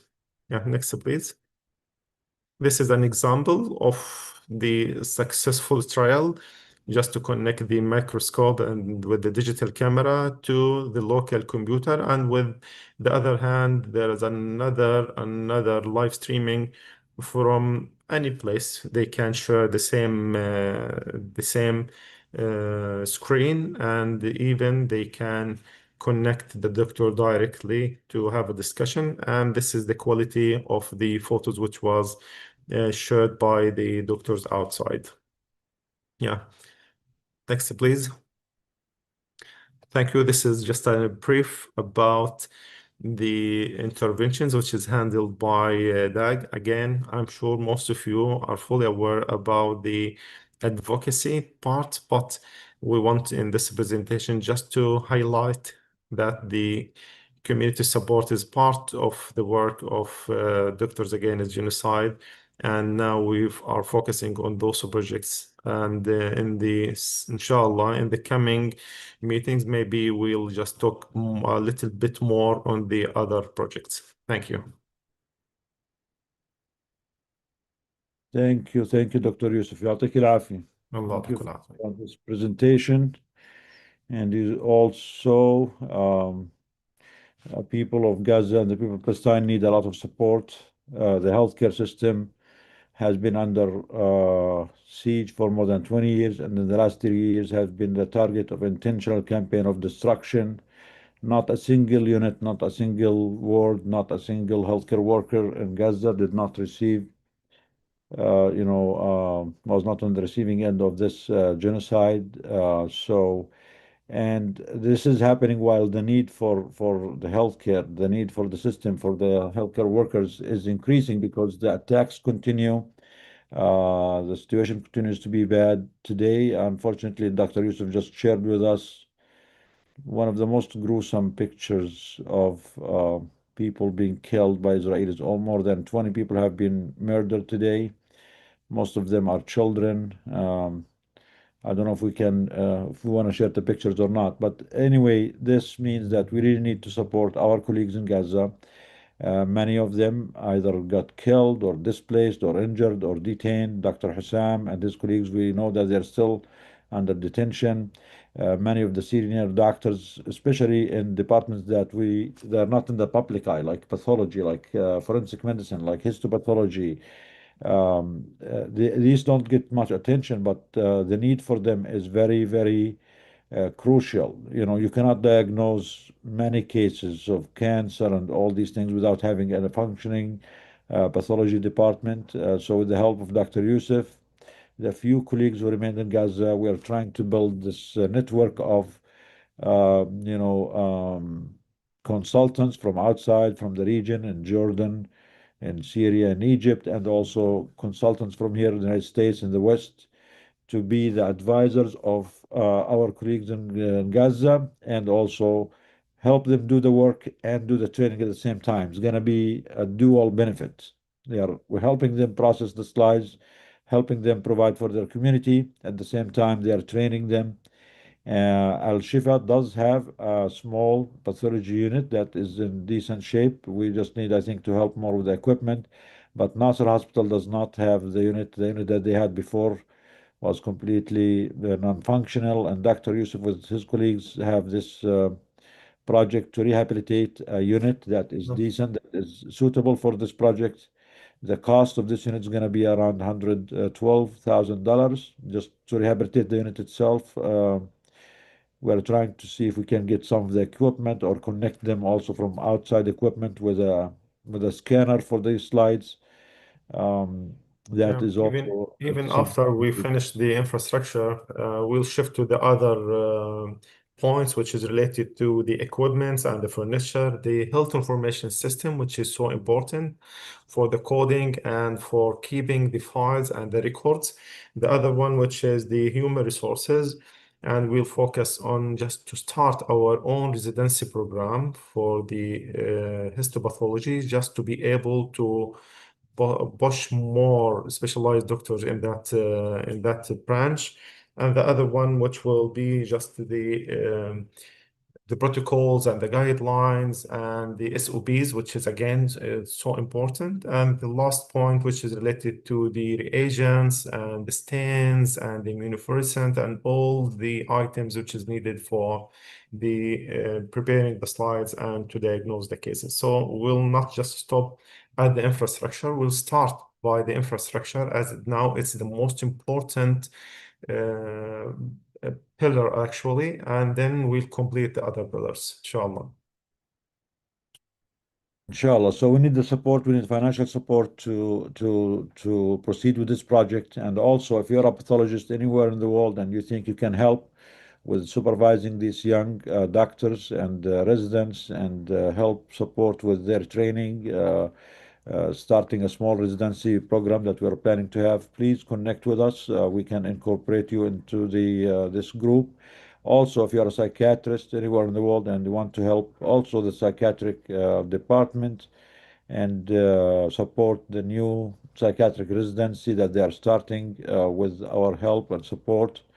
So that will be another need. Again, these departments do not take the lights all the time, but they are very important, especially now with the toll of the mental pain and mental tragedy that the people are going through. They need a lot of help with that. So we need counselors, we need psychiatrists to help supervise and be part of this project, and we need also the money to support those young residents. There are, I think, six psychiatric residents, young residents. Four of them are going to be first year. Two of them already finished their first year. They're going to be in the second year, so we're going to help support their program. And also, they need help with supporting or funding psychiatric medication. There's a huge need for psychiatric medications in Gaza, and it seems some of the commercial traders are able to get some medications in, but we need the money to buy them. The cost is a little bit higher, but the need justifies trying to at least prepare or buy as much as you can. So please support DAG. Dr. Yusuf is helping to supervise our projects in Gaza. He's very well connected there. He knows exactly what is needed.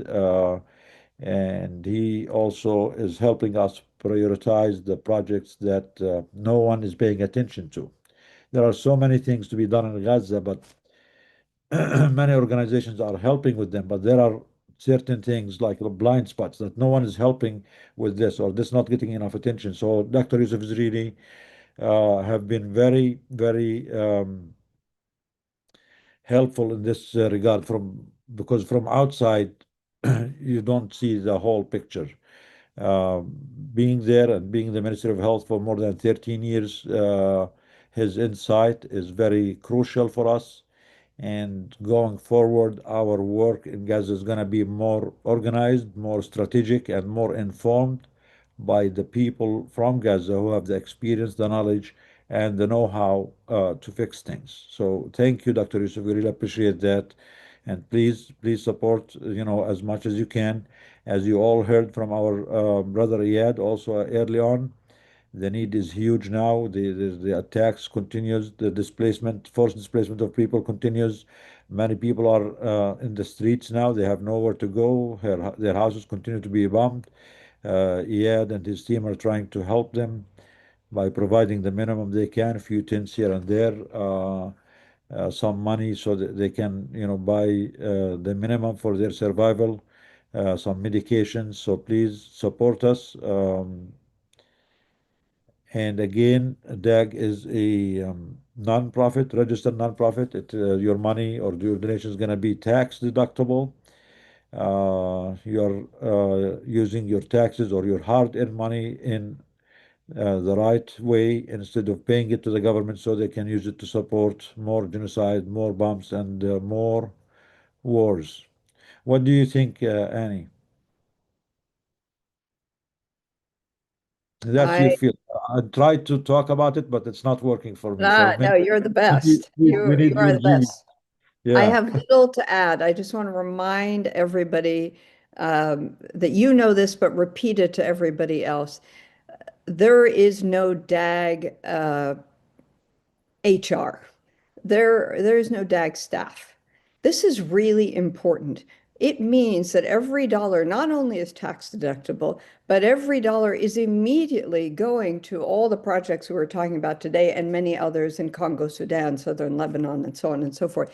It is a rare institution that can say that, and it has the moral clarity to decide the highest and best use of funds. So I give generally to DAG. I don't give to a particular fund because I know DAG is having these calls every week, deciding tomorrow the highest and best use is moving here or here. And so not only is every dollar going, but the agility with which DAG can direct funds is also extremely unique. So we ask you to give. These next few months are imperative. We have to keep everybody alive. I hope later in the show, if we're still here, I get to show you one of the ways that DAG is going to be doing this in a global vigil on the naming of the children. Thank you so much, Annie. And thank you, Dr. Youssef. As always, Dr. Youssef, I understand this is a very difficult day in Gaza. And I really appreciate how professional you are and how always put together and how you always carry yourself with complete dignity and as if you are in Cleveland Clinic. It's really impressive. And Dr. Youssef just shared with us some very graphic pictures of children being killed as per normal for the Israelis who target children and target their families. And may they rest in peace. Allah yarhamhum. And we will never forget, we will never give up the mission to liberate and the mission to be in the corner of those of us who are experiencing the worst oppression and honestly the worst horror show. And as always, I thank everybody who is with us at Doctors Against Genocide, every member, every person who follows us, who gives us their support, their time, their precious time on the weekends to be with us, bear witness, and not only bear witness, but also take an active part. The active part is in speaking up in advocacy, like Kavita said, at a very high personal cost. This is something that we are all, every one of us is at risk because of what we are doing, but we do it because we honor Dr. Youssef and we honor our colleagues in Gaza who do not leave their patients and who do not leave their responsibilities. So every dollar counts because right now, many of these international organizations that people in crisis rely on are not working in Gaza. They keep cutting funds. And the situation is extremely bad, not just in Gaza, in the West Bank, in Jerusalem.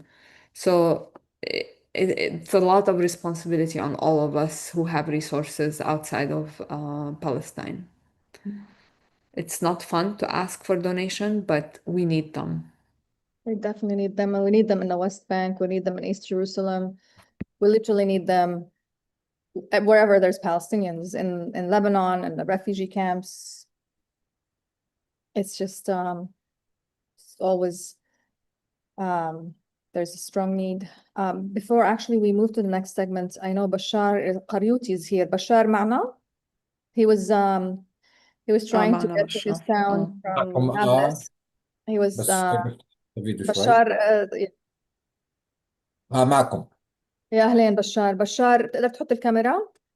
هسه بشغل الكاميرا شوي دقيقة. شكرا. Bashar, for those who don't know, Bashar joined us last week. He is a first responder. He is an incredible organizer in the West Bank, in a village called Qaryut. Qaryut is close to Nablus. Last week, if you've been on the webinar, he was talking to us from the ambulance, showing us the checkpoint where he was stuck for hours. And that led to the loss of the baby. بشار في صدى. يعني في صدى مش Yeah. عارفة. Bashar, you have two phones, Bashar.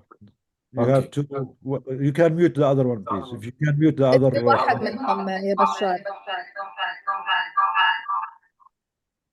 في جهازين مفتوحين، Yes, اطفي واحد. أيوة هيك تمام.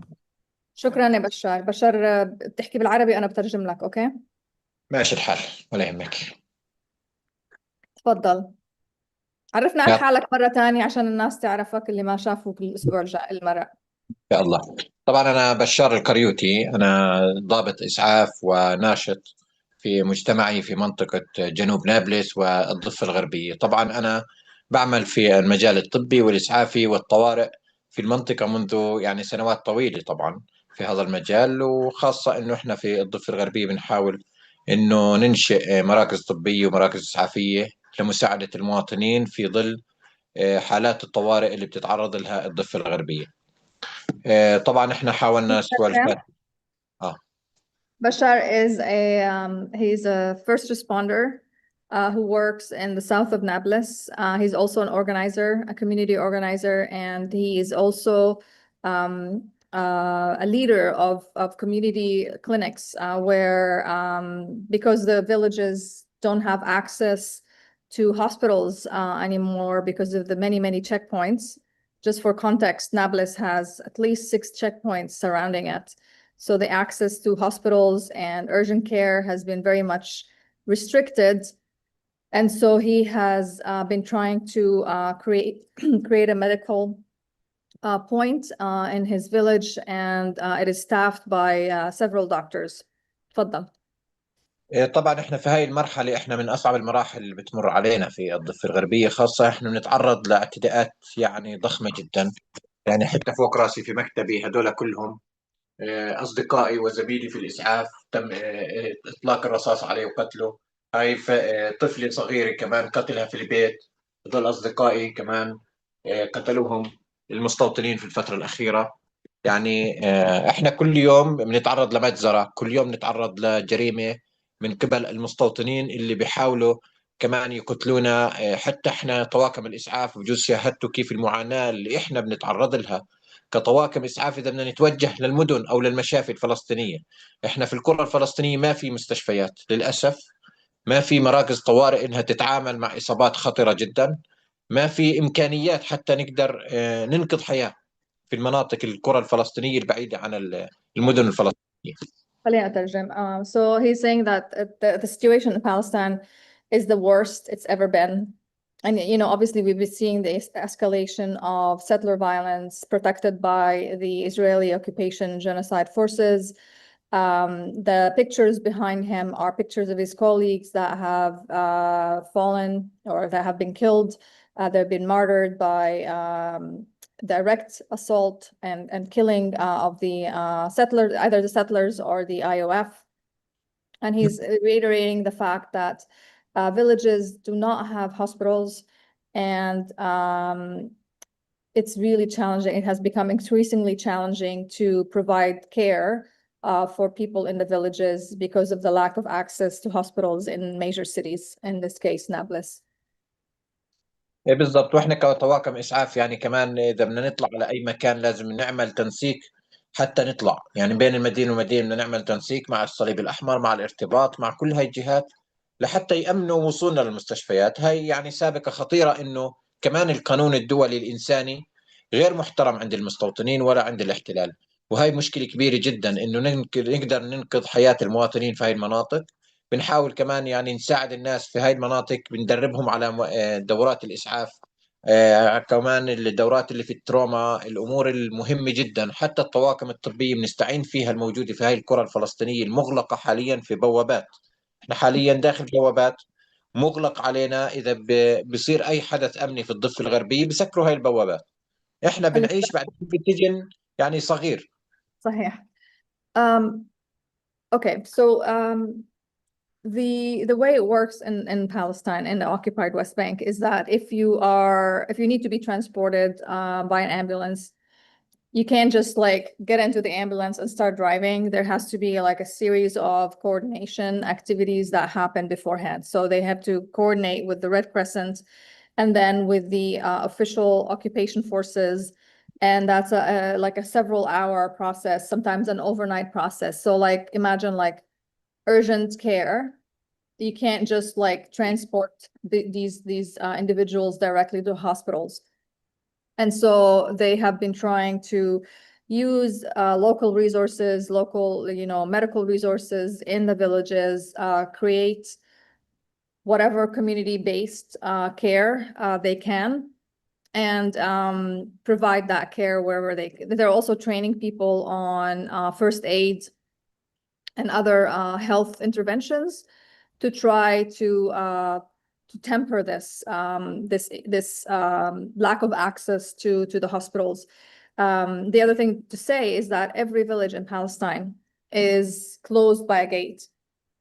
So, like for example, his village, there's a gate that's there. Every other village is the same. So if anything happens that the Israelis deem to be a security incident, then they will immediately lock down these villages. Effectively, we are talking about several open prisons in the West Bank. تفضل. يعني في الأحداث الأخيرة أنا يعني تعرضت للتكسير لسيارة الإسعاف من قبل المستوطنين، وآخر حتى تكسير شايفين هذا الحجر هذا انضربت فيه من المستوطنين آخر فترة، تم تكسير الإسعاف علي وكان بهدف قتلي، يعني لولا شوي كان إجا براسي هذا الحجر وقتلني، يعني إجا بداخل الإسعاف من قبل المستوطنين. في فيديو موثق لكل هاي الأمور، كل الأحداث اللي صارت على سيارة الإسعاف يعني كلها موثقة بتفاصيلها في كل أمورها لحتى نقدر نحاسب هذا الاحتلال. ولكن في الفترة الأخيرة ما في متابعة أو حساب للمستوطنين في الفترة الأخيرة، لأنه في غياب قانوني كامل ودولي للجرائم اللي بنفذوها. So he as a first responder has been subjected to several attacks by the Israeli occupation forces and the settlers. The rock he was carrying is actually one that was thrown at his ambulance with the objective of harming him and killing him. He has this all video recorded in the hopes that the perpetrators will be held accountable one of these days. He's saying that it's becoming really, really hard to seek justice or to seek accountability. I mean, there was never justice under occupation, but to try to kind of push for accountability, it's becoming almost impossible. And we've seen the Israeli lawyer saying that all the Palestinians should be killed. So, I mean, what justice, what accountability can we expect from this very racist, supremacist regime? تفضل. طبعا احنا في الضفة بنتعرض لإبادة صامتة للأسف، إبادة بالبطيء، لأنه الاحتلال بيحاول يقطع عنا كل الإمكانيات الآمنة والإمكانيات اللي ممكن تحمي هذا الشعب، بضيق علينا بكل الأمور، أغلق معظم المؤسسات الإنسانية وعمل عليها حظر لحتى ما يساهموا في مساعدة الشعب الفلسطيني، خاصة في الفترة الأخيرة أغلق وحظر أكثر من 38 مؤسسة إنسانية وطبية اللي كانت تساعد الشعب الفلسطيني، بالإضافة إنه أصبح يستهدف هاي المناطق الفلسطينية، القرى الفلسطينية اللي بتعيش بين بؤر استيطانية بطريقة فظيعة جدا، وأصبح كل استهداف الاحتلال والمستوطنين هو إطلاق الرصاص الحي بهدف القتل. هذا يعني بحد ذاته هو إبادة للشعب الفلسطيني وإنهاء، يعني كل فلسطيني بقف أمام أي مستوطن أو بيدافع عن منزله أو أرضه أو أي ممتلك له يعني في هاي المناطق. So Bashar is saying that the occupied West Bank is going through what he calls silent genocide. The silent genocide is actually manifest in different ways, one of which obviously is choking the villages behind gates, increasing the number and the size and the expansion of the illegal settlement activity, as the constant attack on the people in their homes and their villages as they're trying to go, about their business, to go to work, to go to their land. They are creating conditions for making it almost impossible for people to stay on their land and to live. And we've all known that the main goal of this genocidal state is to not only ethnically cleanse, but to exterminate Palestinians, to kick them out of their land, to take over this land, and to literally steal water, resources, electricity, and all sources of livelihood for the Palestinian people. So they're being choked slowly. Actually, not slowly anymore. It's becoming very, very, very intense and very aggressive. يعني احنا في هاي الفترة بنحاول نعمل استراتيجية جديدة، خطة جديدة ل يعني خدمة الطوارئ في المنطقة. في كل منطقة بتعاني من الاعتداءات، خاصة انه احنا جربنا كل إشي في الإبادة، في القتل، في الحرق، في الدمار. نعمل يعني حاليا لإعادة بناء لهي الخطة الطوارئ اللي بنتعرض لها، بالإضافة إنه بنعمل على معرفة الاحتياجات اللازمة في كل منطقة، في كل بلدة، في كل مركز طبي، لأنه للأسف فيش إمكانيات عندنا نتعامل في الإصابات في الحالات الطارئة جدا. فيش إمكانيات إذا بصير عندنا العديد من الإصابات، يعني ممكن ننقذ أكم حالة. ما عندكش إمكانيات ضخمة أو مستودعات ممكن أنت تغطي في هاي الأمور أو هاي الحالات الطارئة في ظل الطوارئ. Okay. One of the things that they're trying to do, understanding this new landscape of genocidal practices, is to try as much as they can to build, I wouldn't even call it self-sufficiency, but close to kind of like a decentralized healthcare system where they can actually do what they can in their local communities. And the reason for this is simple, is because every village has been isolated from other villages, from the cities, from the lifeline, if you will. And so they've been trying to get creative and decentralize some of the healthcare aspect in the Palestinian villages. The other thing that he mentioned, and I forgot to translate, is that a lot of the humanitarian organizations that are Palestinian, whether they're legally oriented or healthcare oriented, have been sanctioned and banned by the Israelis.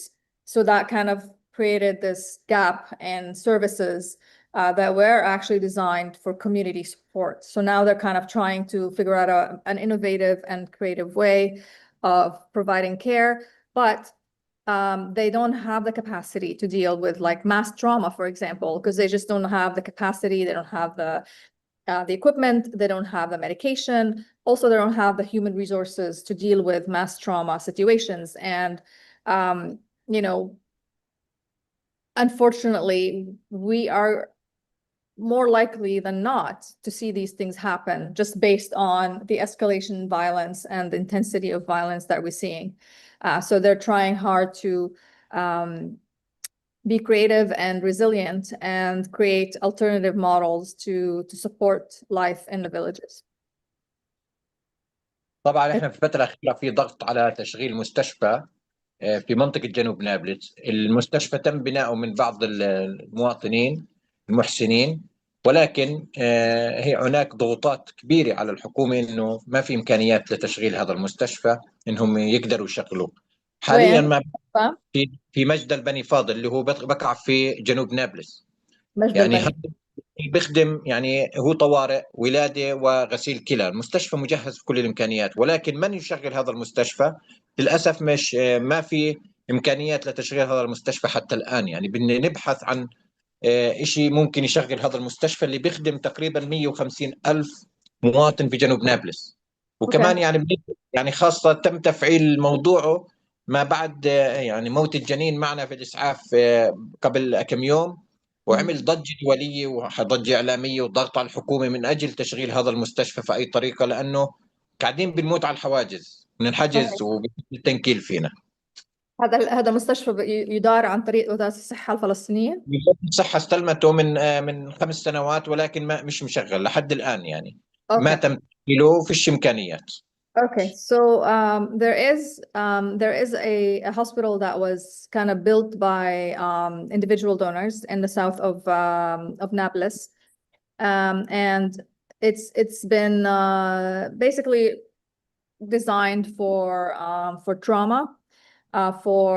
There's a maternity department and dialysis, so it has been equipped for these purposes. However, as we all know, the Ministry of Health has a major financial deficit, and they can't actually operate this hospital. They can't even pay the healthcare workers that work for the government. I think they've reduced the shifts to like 1 or 2 a week in the public healthcare sector in the West Bank, in the occupied West Bank. So this is an option that they're trying to kind of push for and put pressure on to find a solution for this hospital to work, because it supports a community of over 150,000 people who otherwise don't have access to urgent care or, maternity care or dialysis care. So, تفضل. وطبعا في الفترة الأخيرة احنا بحاجة الطواقم الطبية إنه يتم تمكينهم للتعامل مع الحالات الخطرة جدا، التروما والشغلات النزيف الحاد والشغلات المهمة لإنقاذ الحياة. وهذا بحاجة لإيش؟ لجهات متخصصة طبيا من أجل إنه يقدروا يدربوا الأطباء الممرضين المسعفين، أي طواقم طبية في المنطقة اللي دائما وضعها صعب. قاعدين يعني بنحاول إنه نمكن هذول الطواقم الطبية لحتى هذول بيساعدونا في الأحداث، لأنه مثل ما بتشوفوا أنتم الأحداث كبيرة جدا. يعني المواجهات شبه يومية، دخول المستوطنين على القرى الفلسطينية أصبحت شبه يومية كمان. يعني قبل شوي بيوصلني إنه في مستوطنين في بلد جانبنا، بدنا نتوجه كإسعاف للمنطقة هاي ونتعامل مع أي شيء ممكن. نحن بنتوجه خلال أي نداء، أي تواجد للمستوطنين على أطراف القرى، احنا كطواقم إسعاف نتوجه فورا، وبنكون متواجدين عند المراكز الطبية الموجودة في القرى لحتى ننقذ حياة، لأنه وجود إسعاف في أي منطقة فيها اعتداءات هو إنقاذ لحياة. Okay. So part of the response that they are working on to counter this increase and the acceleration of settler violence and the occupation forces violence, really aimed at maximizing harm and killing of Palestinians. They have built a system whereby they're activated, like every time there's a settler attack on a community, they get a call and they're dispatched, and they're training other first responders to do the same. So they're creating their own system of fast response because they know that the settlers and the occupation forces, they shoot to kill. And so having an ambulance or first responders on site is very important and very vital to be able to save lives as soon as possible. يعني هذا اللي أكثر شيء إحنا بنعاني منه، ضغوطات الاعتداءات اللي بتصير علينا، وكمان من ناحية متابعة قانونية دولية، من ناحية إنه التقارير الدولية لازم ترفع للمؤسسات والمنظمات الإنسانية بما يجري في الضفة الغربية. وهذا إحنا مستعدين له، إنه نصير نطلعكم على كل التفاصيل اللي بتصير في كل منطقة وفي كل بلدة بشكل دوري، لحتى تطلعوا وتشوفوا الانتهاكات بحق الإنسانية، بحق المواطنين، بحق كل بلدة بتتعرض لهاي الجرائم من حرق وقتل وتدمير من قبل الإسرائيليين والمستوطنين. Okay, so just to kind of to conclude, I think what Bashar is asking us to do is to make sure that there's an accountability process in place. There has to be some sort of international presence to document, to report, and to hold this genocidal entity accountable, and to protect healthcare workers. I mean, they're subjected to constant attack, and it's just becoming really hard and harder and harder to do their work and to reach safely to locations where they can save lives and support the communities. شكرا يا بشار، شكرا لك انك كل اسبوع تعال واعطينا تقريرك وبنحب نسمع منك كل أسبوع. إحنا زي ما حكينا بدنا نحكي في موضوع العيادة بشكل خاص. ان شاء الله ولا يهمكم. وشو بدكم انا جاهز، كل اسبوع انا بعطيكم شو اللي بيصير خلال اسبوع، بطلعكم عليه ان شاء الله، وبتشوفوا شو اللي يعني راح اطلع لكم تقرير كامل. شكرا يا بشار، شكرا لك. شكرا لكم، واعتقد لازم اطلع لانه لازم اطلع على كسرة في هناك شيء يعني Okay. برنوا عليه. Okay. He's being called to a Qusra, which is a village nearby Nablus. There is an incident. Like you can't keep up with the incidents of settler violence anymore. Every 5 minutes, pretty much there's وإذا something. إذا بكون سنحت الفرصة أفتح معكم فيديو مثل هذيك مرة، شفت الواقع أمامكم، البوابات مغلقة وكيف تغلبنا، وكان معي جلطة قلبية في نفس اللحظة اللي أنا كنت أحكي معكم فيها. Okay. عشان هيك إذا كان الوضع بطلعكم على التفاصيل مباشر، راح تشوفوا في عينكم شو اللي بيصير. شكرا يا ومشكورين باشا. كل الله احترامكم. يحييكم والله يقويكم ويعطيك ألف عافية. الله يسعدك، كل الاحترام لكم جميعا. مع السلامة. نضال. Maisa, should I introduce the film?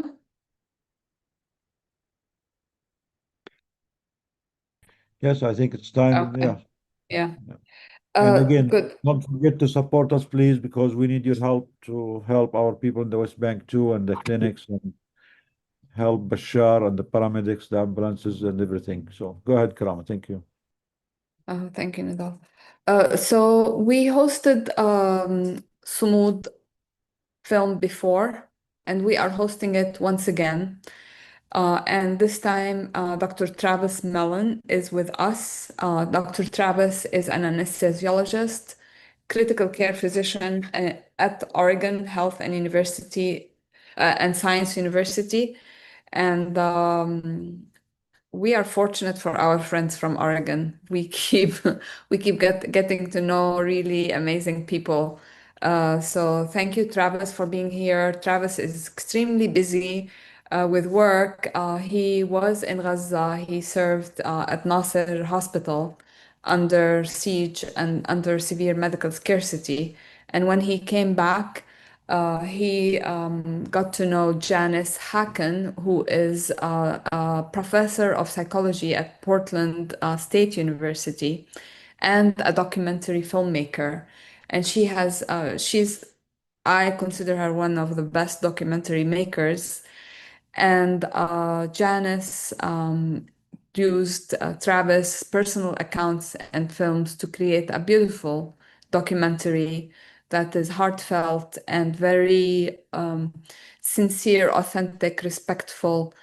And the words of a Palestinian poet and commentators were also used in the documentary, and the effect was wonderful. So, Travis, do you want to say a few words before I start the film?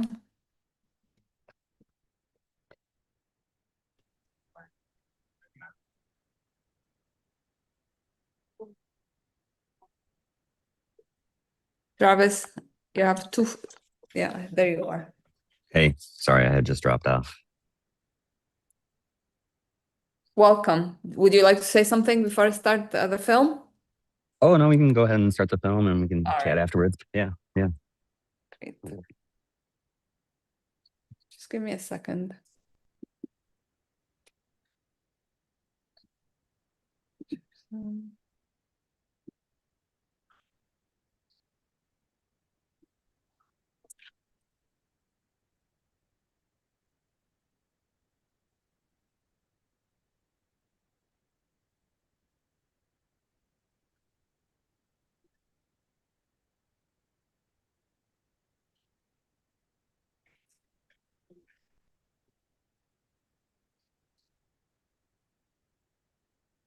Can you see?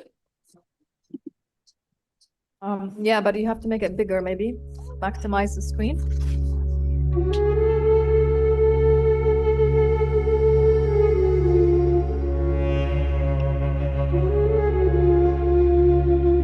Not working, Karama.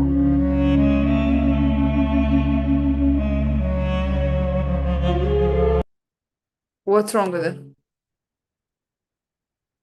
You need to kind of like make it full screen. It gets bigger. It's small and then gets big. Okay. Bueno, here it is.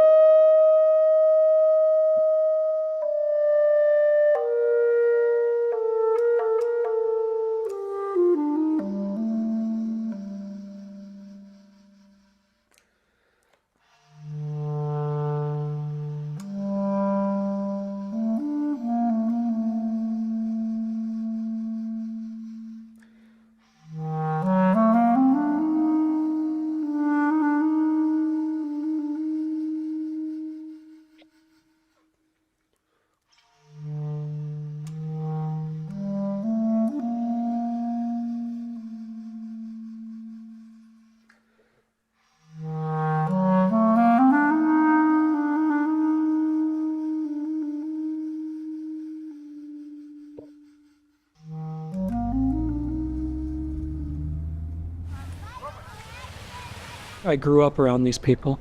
These are my neighbors and my friends. And like a lot of parts of the Middle East, an incredibly hospitable, generous place. Simultaneously, Gaza is an open-air prison and has been for a very long time. AIPAC, the American Israel Public Affairs Committee, has officially spent more than $100 million in this year's political races in the U.S. Its objective? Get rid of the few but passionate pro-Palestine voices in Congress and keep the status quo.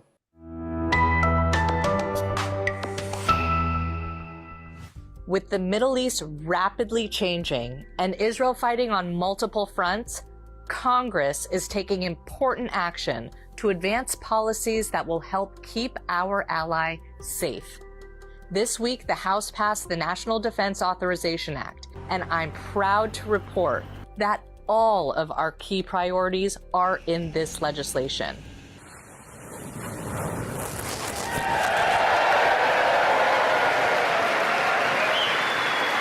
Every day for a year and a half, I watch representatives of my government, people who are supposed to represent me, tell me that the worst thing I've seen in my lifetime is actually good and necessary and just and must continue, and that I must keep paying for it, and that if I stand up against it in any way, I am the bad guy. My name is Travis Moline. I'm an anesthesiologist here in Portland, Oregon. This summer was my second trip to Gaza.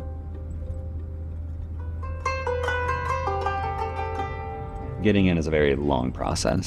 So you submit your name 2 weeks beforehand, then you have to fly to Amman, Jordan, and then the night before you would hope to enter, you are told yes or no. And this summer it was about, I think 45 to 50% of folks are told no the night before. Wake up the next morning and you get on a bus, you drive to the border crossing into Israel. You do a lot of searches there. Then you hop onto a second bus once you're in Israel. There you're not allowed to get off the bus again until you're in Gaza.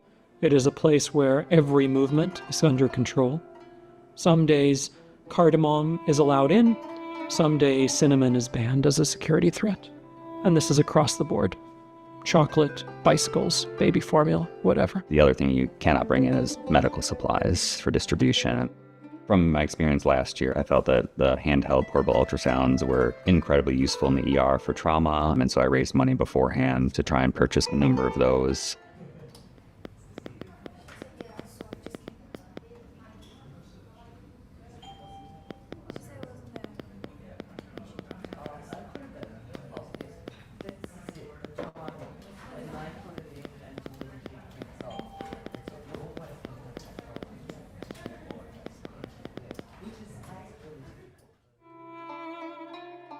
typical day for me, waking up, having a breakfast of sorts, and then I would head to the operating room around 2 p.m. and kind of just figure out where I could fit in. We're not generally doing anything outside of our skills, so I'm still doing general anesthesia. The difference is in the ER, so we would go down and work the ER for mass casualties.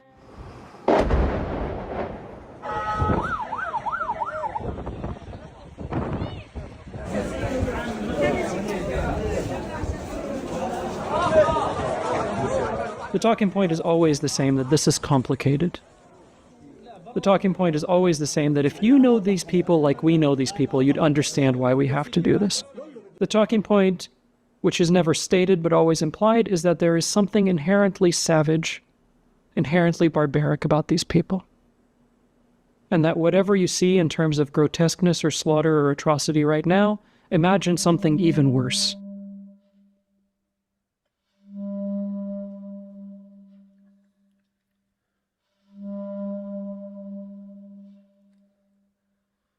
Majority of what we're using the ultrasounds there for are trauma, and it's called a FAST exam. And so you can put the ultrasound on someone, you can take a quick look in multiple spots in their belly and say if there is bleeding in their belly that needs surgery. You can look at their heart quickly, see if there's bleeding around their heart that needs to be decompressed somehow. Do they have a pneumothorax? You can see that on ultrasound also. It's obviously a danger to be a journalist in Gaza. It's pretty well understood there by the people that if you are caught, taking photos of buildings or surroundings, that will definitely make you a target to be bombed, because the theory, again, would be that you could be taking photos of buildings to plan an attack in the future. I have a difficult relationship with the idea of resilience, right? Because just at a baseline level, I don't want to ever live in a world where I find out that children are resilient. I'm not even talking about some grand geopolitical thing. I'm just talking about the day-to-day life in any society.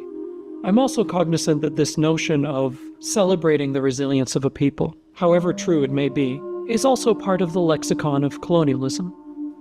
Why do we know this, right? Why do we know some people's resilience and have no idea what other people's level of resilience is?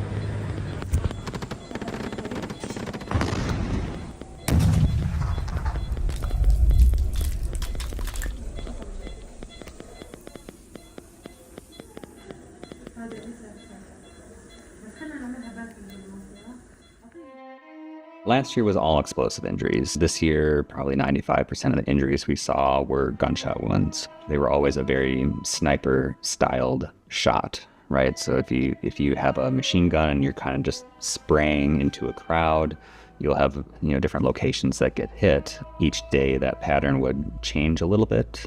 So some days you'd have almost all headshots.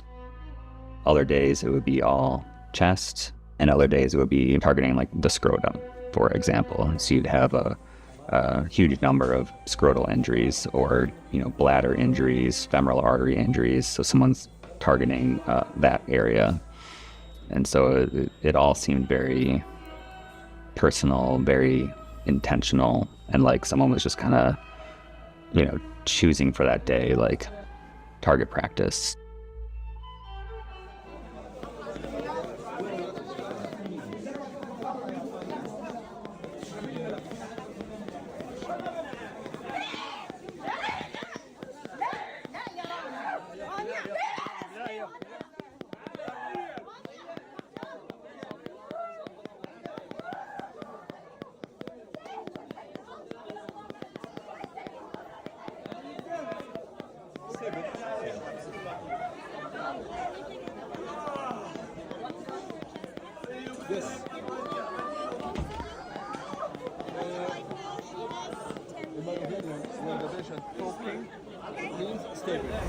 So the majority of our patients this year came from various different aid sites.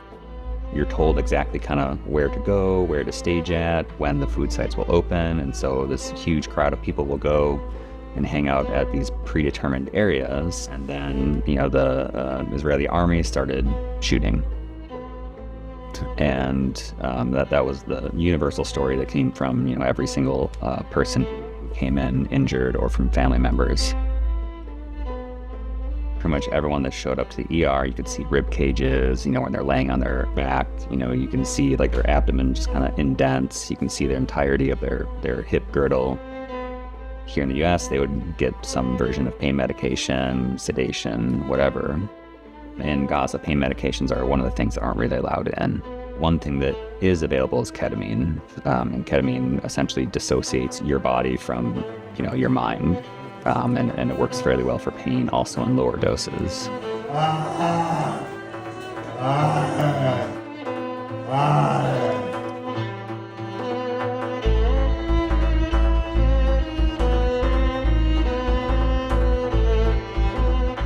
And the other thing you would have to scrap for was that safety equipment. Like in the US, anesthesia is built upon safety. Most of the machines we had available at Nasser Hospital were very old and completely just run down. Like the blood pressure cuffs, are coupled back together, they're taped up. Sometimes when we're doing anesthesia, the only monitoring that we have would be to look at your lower lip, at the mucous membrane, and be like, ooh, that's kind of pale. I bet they need some blood. Or their lips, and be like, oh, if their lips start getting a little bit blue, maybe that means that the endotracheal tube has, come out. And so sometimes you're just left with a clinical exam kind of only to let you know what blood pressure is or what your next kind of treatment would be.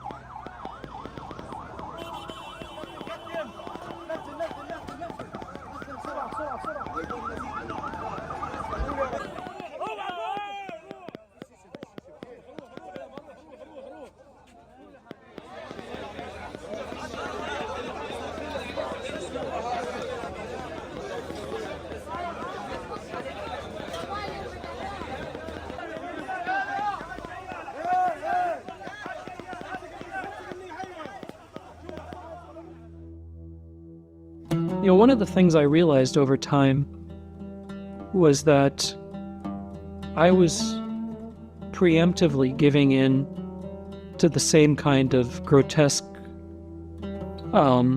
prejudices that are all around me with regards to the Palestinian people. When I would talk to people, when I would do these book events or I would talk on panels, I found myself going back time and time again to these kids that had been killed, that had been maimed. And of course I'm going to that place because I have a soul. In what context is violence against children acceptable? But I also realized that the corollary was that I was already ceding the space with regards to men and women. And that's such a horrific thing to give into, right? And the reason I bring this up is because you asked me about hope, right? And, I see these men and they're in this situation where the worst possible thing is happening.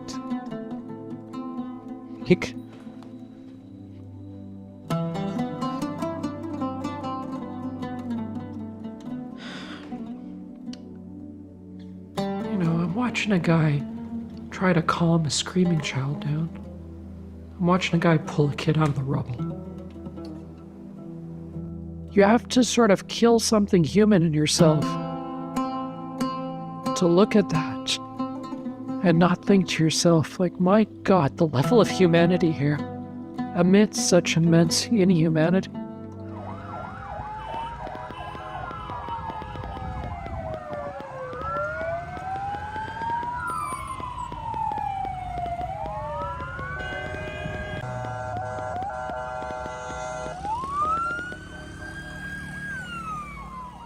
المريض بده بلاد يا جماعة. حسين المريض بده بلاد. جابوا معه.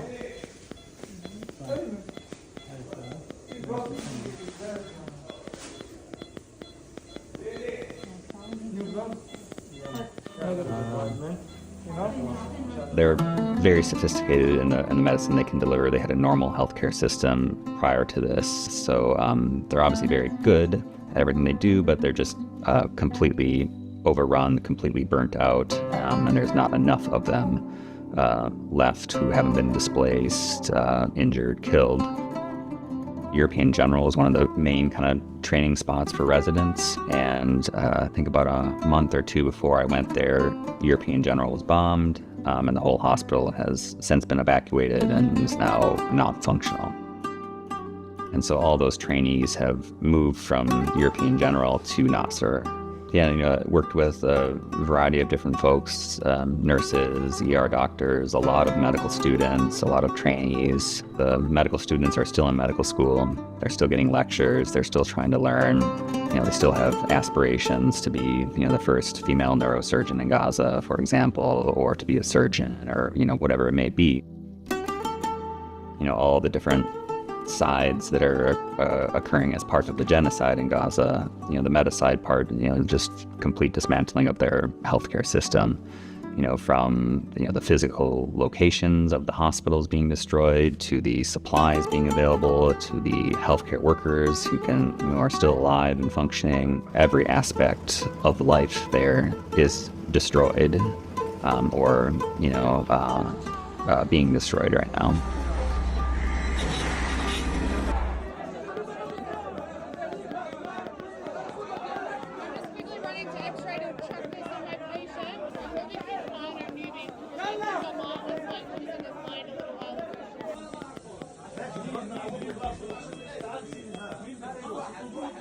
Yeah, there's definitely things that are haunting.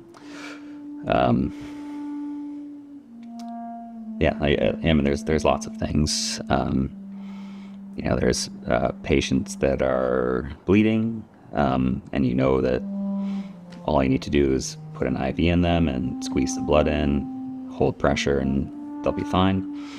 But they don't have a family member that brought them in. They came in as an unknown. So, your son needs some blood, you recruit your family to donate, and that's where you'll get the blood from. If you're an unknown, maybe you only get 2 units of kind of uncross-matched donated blood. And so you gave those 2 units, but maybe this person needs 8. And so you just have to sit there on that, knowing that you could treat them, knowing that whatever death is rapidly approaching them is completely preventable.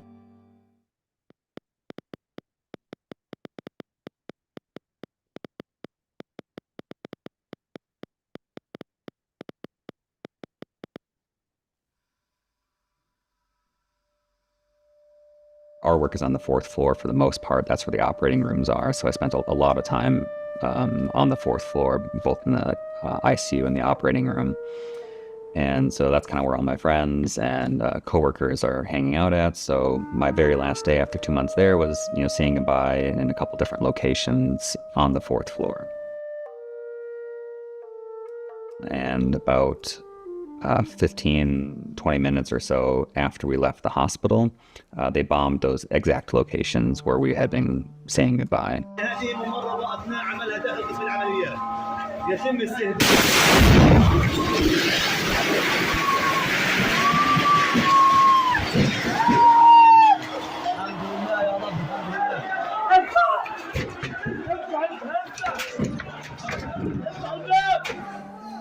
And so had a few friends and coworkers who were both injured and killed as a result of that, because we were standing, right there saying goodbye, and they were still kind of hanging out in the area after we had left. What actually happened is there was a strike on the east stairwell, a strike on the south stairwell, and then about 15 minutes later, 2 strikes on the north stairwell. And those are the ones that we all saw, like the very graphic videos of the journalists being killed. Had a handful of colleagues who were right there when it happened. And so, they took videos immediately afterwards of all the smoke running through the operating rooms and through the hallways, and of the rescue that was going on. The reason they gave for bombing that is that they said there was a Hamas camera there, taking, video or some such thing was the kind of excuse that they gave. In the couple of weeks preceding this attack, a lot of the different NGOs that had been working at Nasser were no longer being allowed in. Our bunk room at Nasser at one point had like 15 people staying in one very small room. And by the time we left, it was just me in that room. And so to us, it felt very much like they waited for the moment that the coast was clear as far as causing a large international incident, and then struck, which is, very different than the story that they gave, which was that this was an accident.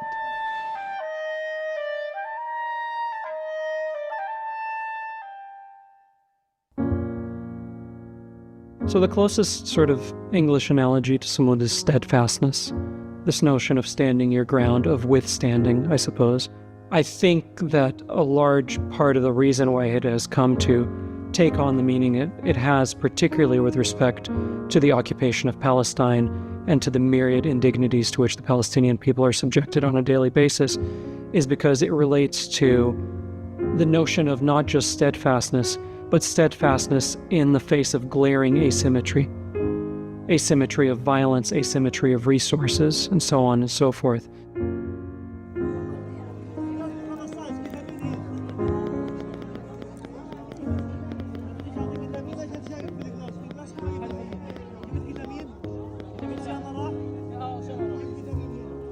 All of our medical societies in the US should denounce genocide.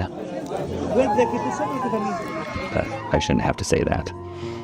Not only because it's directly against their medical code of ethics, there's nothing complicated about the situation. It's very clear and obvious genocide.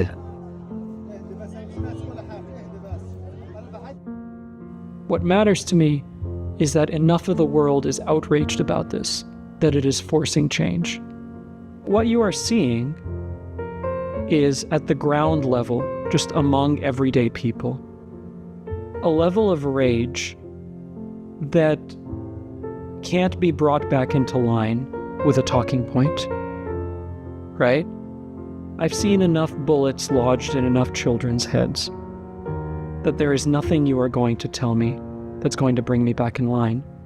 And if you look at, other conflicts around the world, medical societies will come out and say, yeah, we believe there should be a ceasefire in Ukraine, but there's obviously an exception for Palestine. If change is happening, and I see change happening, it's because people are fucking pissed off. And when enough of them are pissed off, something is going to change one way or another. I now know something about the immense amount of goodness and the immense amount of courage that people can possess in moments of extreme atrocity. Right? I have that knowledge alongside the knowledge of the atrocity. And that's not going away either. This is the most dejected and the most hopeful I've ever been in my life. And I have the choice of which of those paths I'm going to follow over the course of my day. And I think I have an obligation to choose the path that gets something done.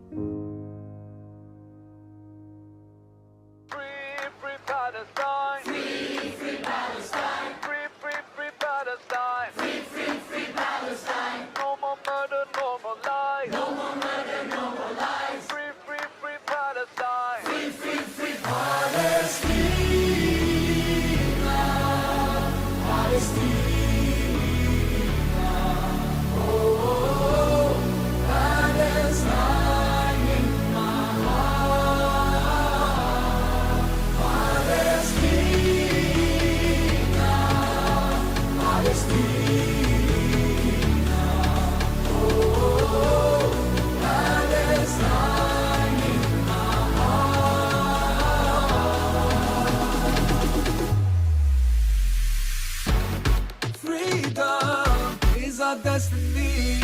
We gotta make a choice, better be on the right side of history. No one can be free until we all are free. Enough is enough. We gotta stop this genocide. Free, free Palestine. Free, free Palestine. No more murder, no more lies. Free, free Palestine. Palestina, Palestina.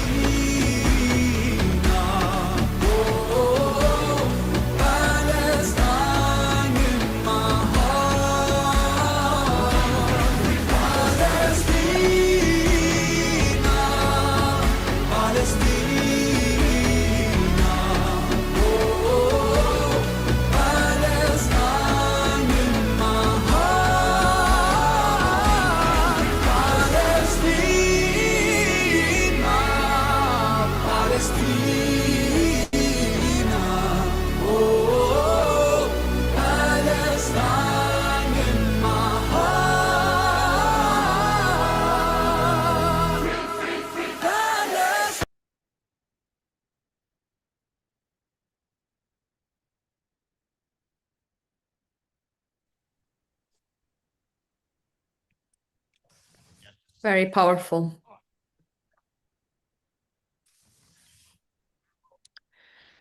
Thank you, Travis. Yeah, of course. I was hoping that Dr. Aburish can give us his reflection after seeing the film, if he was able to see it. Dr. Youssef? Yeah, I'm with you. I don't know how to express myself actually, because it took me to many of stories and many of painful moments. Really, it's so difficult to express myself while I'm watching this movie and these actions actually. Let's first of all to thank our colleagues who make this movie and just to reflect reality and truth in the ground. Really, I can't tell you, my eyes were full of tears during the whole duration of the videos. Mainly when I remember the faces. I was in some of these occasions actually, mainly in Nasser hospitals.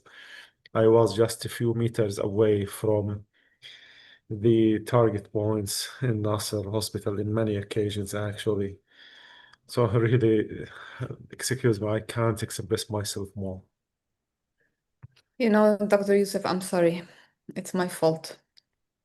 أنا آسفة. Sorry.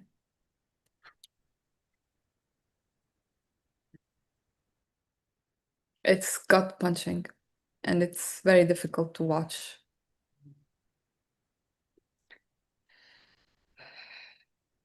But it is part of our collective memory, and it's part of our refusing to look away and part of bearing witness. And we know the people in the film. We know them. We know Muhammad Saqr. We know the places. We have lived all this, and it's very painful to go through this once again. Not that it's over, but it's just reviewing it is not easy, and knowing that it's still happening and the insults are still ongoing, and there is an escalation and spread of these acts by these genocidal monsters is very difficult. So sometimes we overestimate our ability to just endure. You know, sometimes you try just to convince yourself that you are able to forget, or you are able to be out of your feelings, or you will be okay. and even you are just passing that moment safely. But whenever you start to remember again in such a video, you find yourself, it's still there. All the faces, all the sounds, all the pains, all everything is still there inside. None of these emotions, none of these feelings being out till now. Till now, actually, we have no lecture of time to expire all of these experience. Really, we have no lecture of time to do that. But I think at one time we'll be able, even for myself, I think maybe I'll need to at least 1 week for just continuous cheering, just to be able to back to your norm. None of us in in his normal situation, none of us.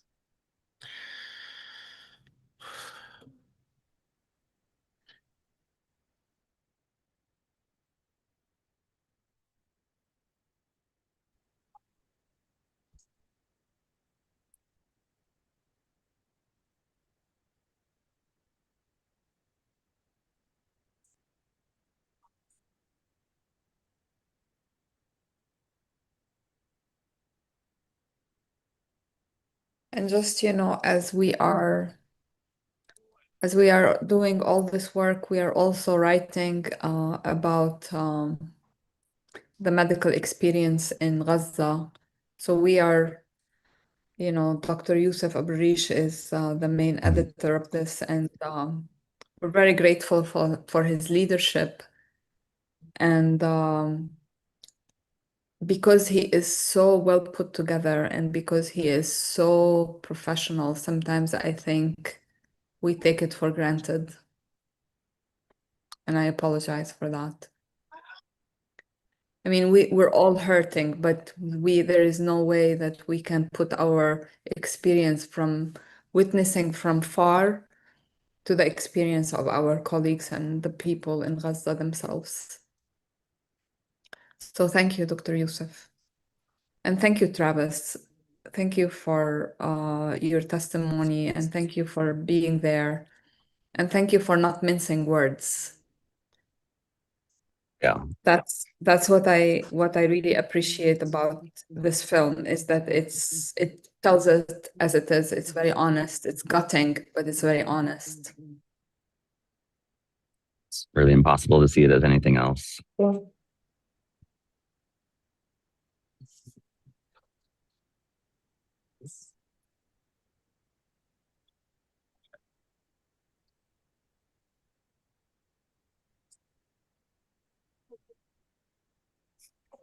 If anyone wants to host this film locally in their communities, if they want to communicate with Jan and Travis, please reach out to us and we will make the connection.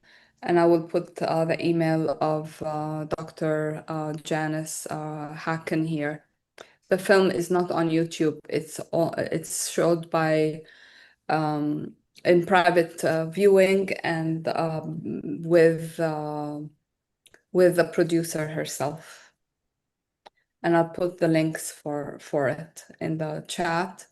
It is very powerful. It should be seen by all the medical organizations, medical societies, medical groups. Share it with your colleagues. And this is really, we allowed this to happen. It's on us.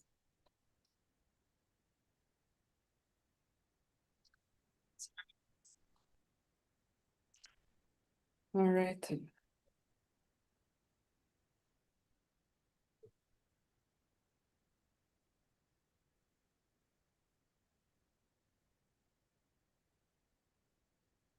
Mesa?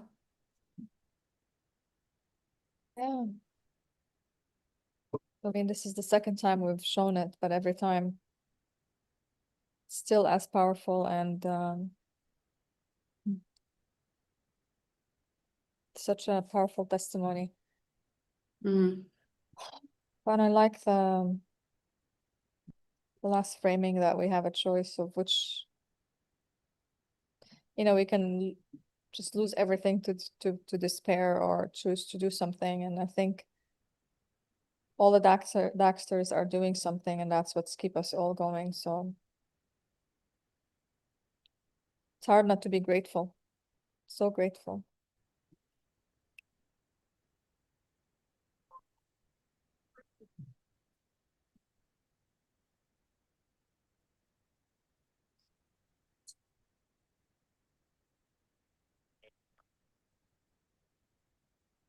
Yeah.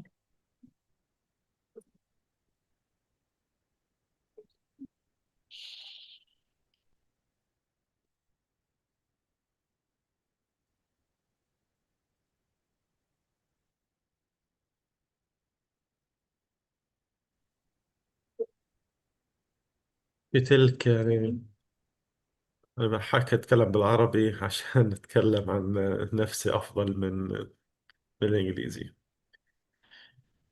في هذيك اللحظات بيجيلك شعور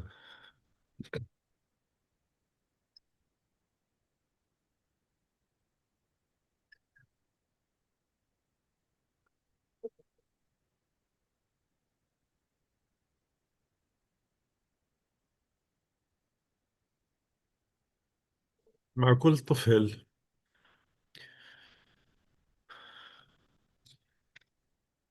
طفل بكون مجروح بيبكي، وانت حاسه نفسك انه انت يعني سليمه بدنيا على الاقل، تشعر بذنب عظيم. الشعور اللي كان بلاحق الواحد دائما انه هو كان في حاله من اللوم العجيب، انه الواحد طول الوقت كان بلوم نفسه مع كل ألم، مع كل سيدة كانت بتتألم، مع كل طفل كان بيتألم، مقصوف مبتور. وهو بينظر إلى بعض الأطفال كانوا بيجوا يعني بسرعة، فبكونوا لسه في حالة الوعي، فهو كان بيطلع بكون في حالة مشدوه، وهو شايف أطرافه ممزقة، بكون بيطلع علينا وبيطلع على نفسه قبل أن يفقد الوعي. هذه اللحظات قاتلة، وبيجيلك شعور بهيك، شعور بالذنب طول الوقت وتشعر بالذنب، يمكن لأنه الواحد كان سليم في بدنه طول الوقت، وانت هذا الشعور لا يفارقك.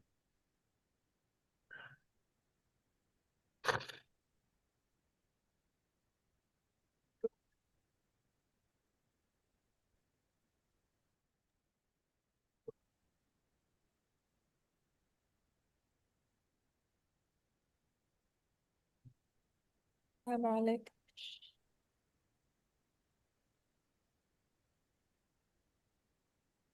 بحب أترجم لهم، مش ضروري يعني، بس إذا بتحب بترجم.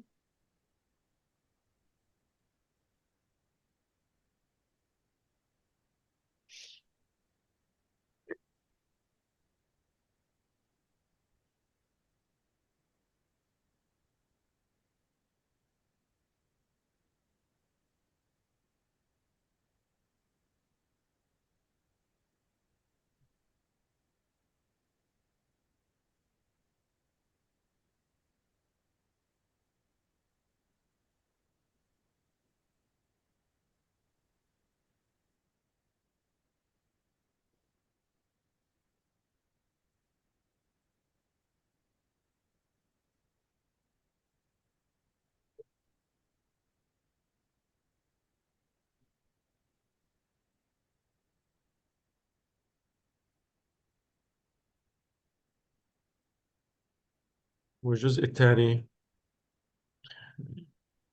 انه انت مش مسموح لك، زي ما حكينا المرة اللي فاتت، بالذات لما تكون انت مسؤول، مش مسموح لك في لحظة من اللحظات ان تبدي حتى انسانيتك، لانه تفاعلك مع الحدث قد يبدي جزء من انكسارك، وهذا الموضوع بخلي هذا الألم يتفاقم ويتجمع، لأنه أنت كمان إنسان، لكن في ذات الوقت مش مسموح لك إنك تنكسر ولا مسموح لك إنك حتى تظهر جانب من مشاعر نفسك أو من مشاعر شخصيتك، لأنه الكل بيطلع لك. فأنت بتكون في هذاك الوقت يعني عندك كمشاعر مختلطة، وأسوأ ما فيها أنك أنت حتى لا تستطيع أن تدع لنفسك العنان. كان الوقت اللي كان مناسب هو الوقت اللي في آخر الليل، لما الواحد كان يغطي فيه راسه. كان بإمكانه أنه في هذيك اللحظة أنه يبكي قليلا عشان يقدر يكمل تاني يوم، لأنه لو ما بكى في هذه اللحظة ما حيقدر يكمل.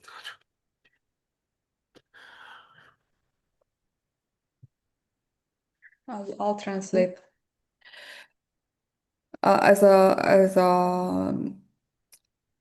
if you're in a position of responsibility like Dr. Youssef is, it is not allowed to show your emotions, because if you show your emotions, it's as if you are not strong enough, especially in the middle of this of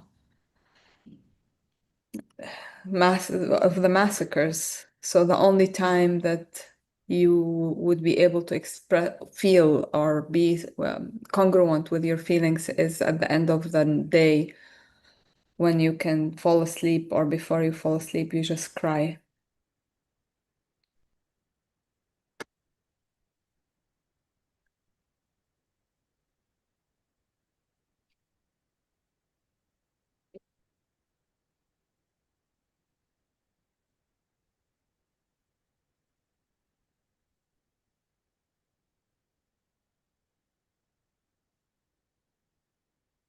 None of it should have happened. None of it.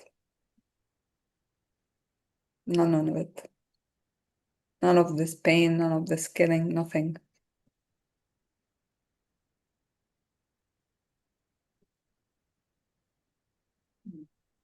But Dr. Youssef is our rock, and he always tells us we are like a wall. Each one of us is a wall, and the wall needs to be straight. Otherwise, the people leaning on the wall will not have anything to lean on. So each one of us who is in this fight together, we should not weaken, and we should strengthen each other.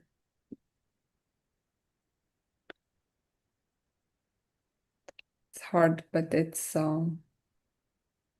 is what the moment requires from us.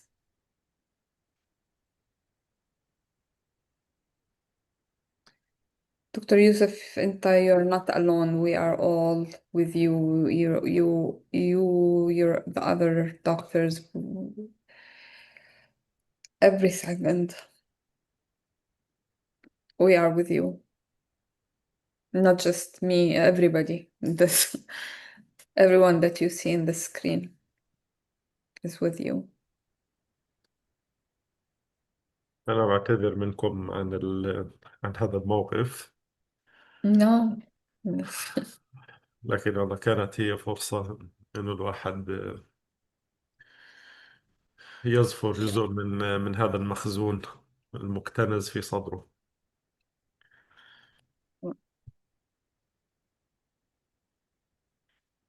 فخورين فيك. We are very proud of you.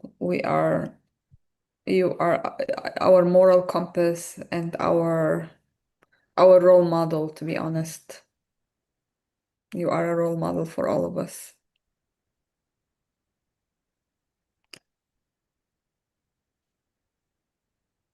Where is Nadal when one needs him?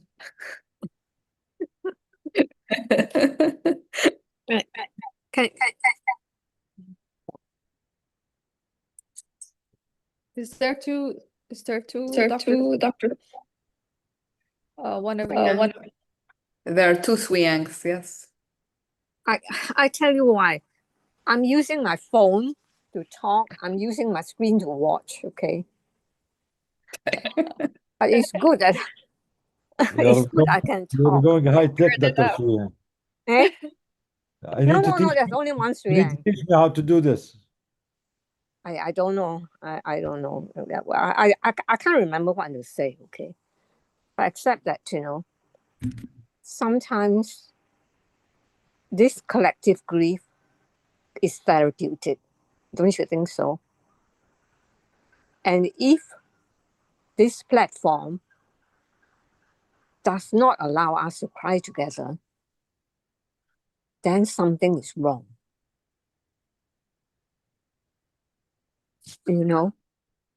And nobody is 100% strong all the time. But even in our collective grief, there is strength. And because of that, I've got hope for tomorrow. It's not over. Because through all this, I know we will emerge stronger, more human, and more equipped to handle this. Sometimes you ask yourself why the whole world watch children being slaughtered, homes being destroyed. It is because of years and years and years of indoctrination, dehumanization, demonization of the Palestinian people, preparing many people to accept this cruelty, which we won't even accept if it's done to animals. But somehow, even normal people accept it being done to other human beings. I think until we understand the process that led to this, it will be very difficult to work out why. I put my hand up in the beginning because I've just received,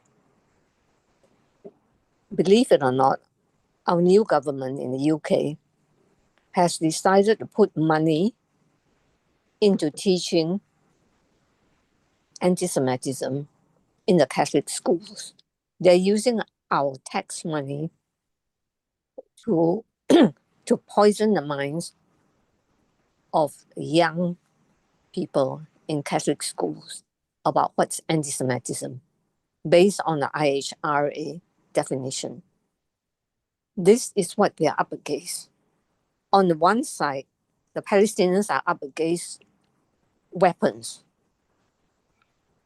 up against physical annihilation. But the whole world is up against misinformation, indoctrination, threats. You see, for years, the Palestinians and us have wondered why the UN never stood up. When the UN knows a report of all these atrocities going on for years and years and years. And finally, sections of the UN stood up. And then what happened? You have people like Karim Khan,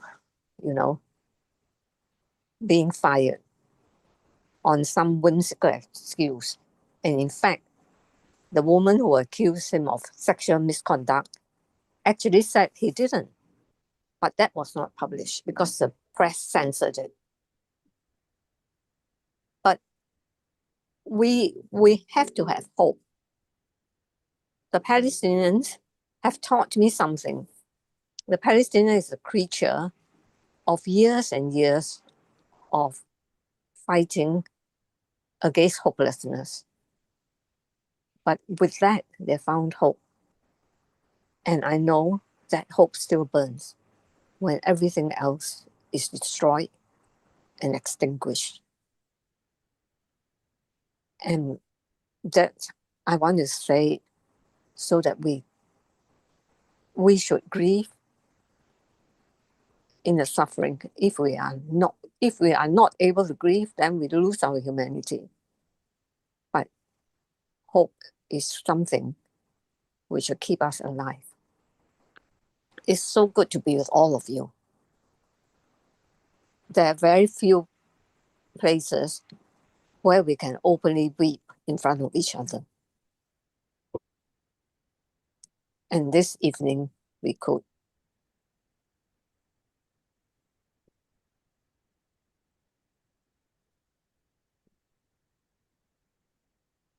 Did we lose Dr. Sui? Yes. Yeah. Thank I'm you. still having a software problem, okay? Thank you. Thank you. We have two Johns here with us. Did they speak? We haven't opened yet. No? Oh, No. okay. We are still on. We are still on the flow. We were just Yeah. Father John or Dr. John? Who wants to go first? Your choice, guys. Between two Catholics. Let's see who's gonna win. Do you think that Dr. You are John muted, will Father John, win over Father John? As a Catholic. I definitely think it's Dr. John will go first.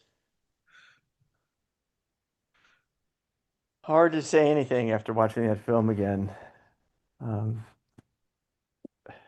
And I just want to second our willingness to be in each other's presence, in the presence of the people that are taking the brunt of this and crying together. Very necessary, very holy.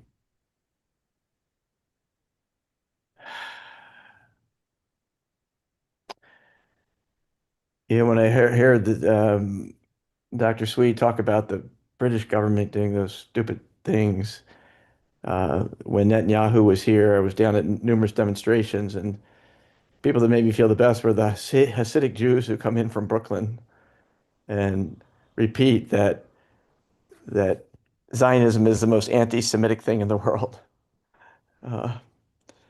And it just gave me, there's so many good people in the world from so many walks of life. And finding support among all the activists and each other. But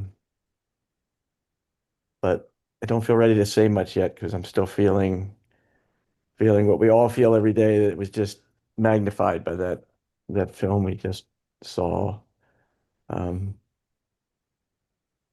Yeah, I'll add something a little bit later, but let me. Yeah, thank you, John. Yeah, we need to take a deep breath, all of us, and try to absorb and digest this. Unfortunately, it's nonstop. I mean, the pictures that Dr. Yusuf shared today of a baby expelled from the womb of his mother, almost a full-term baby. They both cut into pieces, the baby and the mother expelled. It's a disaster, yeah. Father John? This truly is a holy experience, a sacred experience to be part of the grief that we share together collectively. I was so angry listening to the earliest part of the webinar today when there was a man talking about how the Israeli people were chosen and misusing scripture and using it in a violent way, as all fascist governments do. They will take the Bible and turn it into a weapon. I was going to talk about that, but I feel so grief-stricken now that I need to listen to my own experience and just acknowledge that my grief is deeper than my anger. And I guess it's only when we have no hope that's when hope needs to spring forth. And all of you share that kind of defiant hope, I guess is what I would call it, to stand up to the impossible, to stand up to systemic violence, to the attempt to capture the narrative and twist it, and to take away from the humanity of all of us, but most of all our sisters and brothers there in Gaza and in the West Bank. So sometime I can rail on about the scripture, but today is not the day. I just want to be present with all of you in this poignant, tragic but powerful time. I thank you for letting me be part of this. Thank you, Father John. Thank you. I don't know. Khadija seems to be here with us from Congo. I don't know. Are you available? Did she get a chance to speak also, Khadija? Hi, Are you here? everybody. Hi, how are you, Khadija? Salam. I am well. There's heavy rain here where I am. Unfortunately, I won't be able to be on video. But yes, I've been listening in. I watched the film, powerful film. Thank you for your solidarity with us in Congo. The Palestinian struggle and the Congolese struggle they have a lot of similarities between them. Most of all, Western imperialism, resource extraction. So yes, with the support of DAG that we've been getting, we've been receiving a grant, a monthly grant, and it's been going directly into alleviating the, the struggles of the Congolese people. Most of them are internally displaced because of war, because of displacement, and just this corporate imperialism and this disaster that it doesn't seem to have an end. Actually, today, August 2nd, marks more than 30 years since the first Congo War started in 1996. And so it's a time for commemoration. Millions of people have lost their lives. Millions more have been displaced because of the war in Congo. And we are grateful for the support of Doctors Against Genocide. They extended a hand towards our cause, and we've been able to do a couple of missions to educate on the current Ebola crisis that is killing people in Congo. We've been able to go into the communities and provide sanitary support. We've been able to take our mobile clinics to those areas, and we share all of that on our Instagram. We have been getting first-hand accounts of the war from the people there on the ground. We've been taking water to the people who need it, and just doing a lot of good humanitarian work thanks to the support of Doctors Against Genocide towards our cause in Congo. So yeah, grateful, and thank you for having us.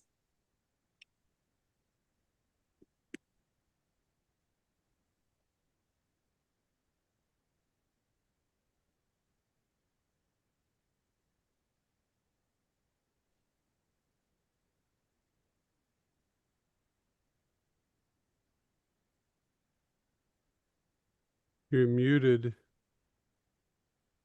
Doctor, you're muted, Dr. Oh, Nidal. sorry. Yeah. Thank you, Khadija. Thank you. We're grateful for you. We're grateful for your teams for doing this great work on the ground. Thank you for being there. Thank you for being our eye and their voice. And yes, inshallah, next week, if you have a better connection or better weather, you can share more about the work that you've been doing. But I know you shared it in the WhatsApp group, but hopefully you and Elvis can share more about it next week. So keep up the good work and keep reminding us and the whole world that the genocide in Congo continues. The Ebola is still claiming lives while the world is focused on starting new wars or exploiting more children. I saw this yesterday, I think on Instagram.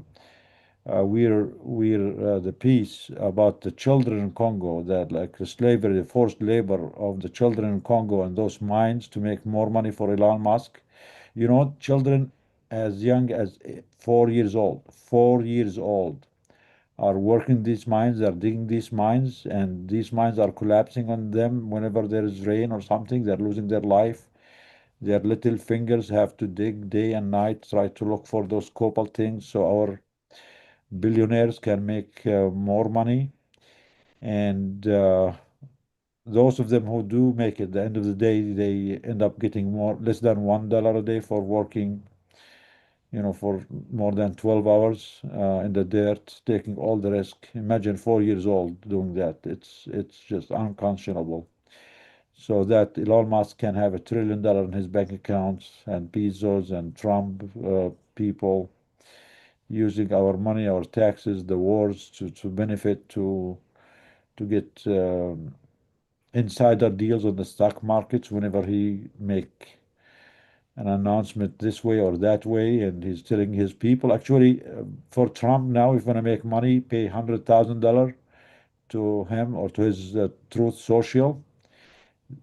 This will give you access, early access to whatever he's going to announce next, which means you get the opportunity to buy more stocks or sell more stocks depending on the announcement and make billions, millions of dollars by enriching him. So, I mean, he's using his position as the president to enrich those oligarchs around him.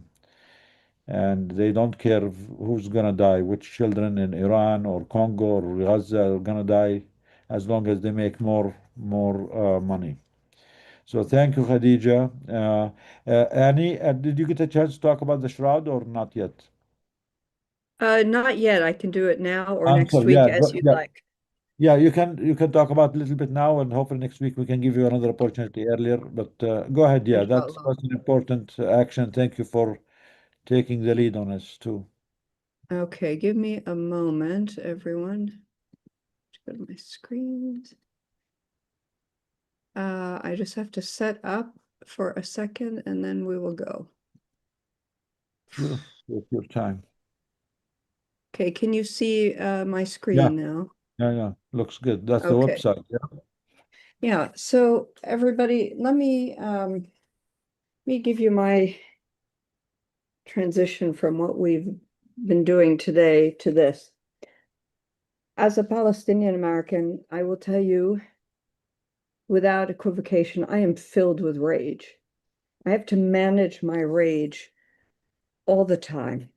I've seen guns pointed at my father's head. I've been arrested by the Israelis. My grandmother was stripped in front of me and made to stand for an hour at the Allenby crossing when she was in her 80s and not able to stand. I am filled with rage, and this is nothing compared to what we see. So I wanted to find a way we could reach hearts and minds as powerfully and as quickly, because we have got to help people transition to a place of love, humanity, and moral clarity. I saw this picture. This is a picture of the 20,000 approximately children's names in a vast shroud, as you can see, and it was started in Italy. And I saw this picture, and it was so powerful. I'm sure it's powerful for you to see it too. It's not in your mind. It's not a random set of numbers, 30 today, 300 tomorrow. It is visceral. And all of you, of course, who are doctors and probably priests too, know the Latin origin of the word visceral. It means the gut, the heart, the lungs. It just hits you. And I felt one way I could channel my rage was to think about how to reach others at a visceral level. So I began investigating this a little bit, and it turns out that our partner, and you just heard from Father John, Priests Against Genocide, was hard at work at this. And I want to take you very quickly and tell you what we're going to do, DAG, Priests Against Genocide, and also Justice for All, and many others. So Priests Against Genocide US understood the power of this and decided to bring it to the US in a very unique way, where all the names of all the children are handwritten by regular folks, whether they're in churches, mosques, synagogues, they have no belief. And this has led us onto a journey where we spent 2 months together, DAG, Priests Against Genocide, and as I said, Justice for All, to think about how could we change the hearts and minds of everybody in the world as quickly as possible. So I'm going to just show you quickly this website, which is available to all of you at GazaChildrenShroud.com. So as you can see, it's called the Children's Shroud, and it's a worldwide vigil for Gaza. This is the website about 8 of us have collaborated on. 3 of us from DAG, which is Scott, Martha, and me, and then 3 amazing priests, including Father John, Father Steve, Father Jacek from Priests Against Genocide, and Imam Safed from Justice for All. By the way, Imam Safed is Bosnian and was part of the UN team that documented the Bosnian genocide. So we have collaborated on this. So I want to show you what we're doing together. First of all, we want to be very clear that this is not just a vigil, what we're planning, it's a global movement of remembrance, solidarity, and action, and it's an invitation to act. This is what we believe. We are focused on every name being spoken, every child being honored, and we keep going until there is no genocide in Gaza, in Palestine, in the world. That's our goal. We're going to keep going, and this is going to be a very long action. This will tell you a little bit about writing the names, which Priests Against Genocide is leading. And you can see on the left the experience, the slowness, the beauty of the handwriting of people writing these names. If you can see the image, you'll see the number at the end. This says 9. It means all the children on this particular page are 9 years old. Now, I think what's really powerful is that we are being desensitized. And of course, as Nadera said, we're turning Palestinians into non-beings. And the shroud reverses the process of dehumanization. In fact, it's the opposite. You get a visceral experience, whether you're holding the shroud, whether you're writing the shroud. And so this is why we're very focused on this. We have worked for 2 months. Initially, with DAG leadership, we thought it should be 20 days consecutive. It would be, say, in New York and in DC, but we decided we needed to be at this for months and years, and maybe write all the names of all the people killed in Gaza, murdered, slaughtered in Gaza. So we aim to begin in September with a week, then in October with a week, and then take it maybe abroad and across the United States. So this is why we call it a year-round global movement. I want to show you some of the pictures. Martha's congregation is the one, I don't know if you see a cursor, but the large shroud being held up. They just did this last weekend. They thought they would spend 3 weeks. In one Sunday, they wrote the 500 names. This is happening all over the country. And again, this is clearly our goal. We are going to keep going till we end the genocide. This is not just about children, as we've talked about. I mean, I've written a book with the most famous Gazan ball player. Men, women are very, very important here. If you watch the video, you will see these 2 men crying. It hits everybody when they write the names. The young man in the middle came on his own and wrote 50 names and had to sit for an hour after. And I happened to meet him, and he tells us about it. These are the coalitions so far. We hope to get Jewish Voice for Peace and many others with us. I'm just going to take you very quickly now. We tell the story of the shroud. It began in Italy. There it's mostly printed. We tell the whole story of what happened in Italy.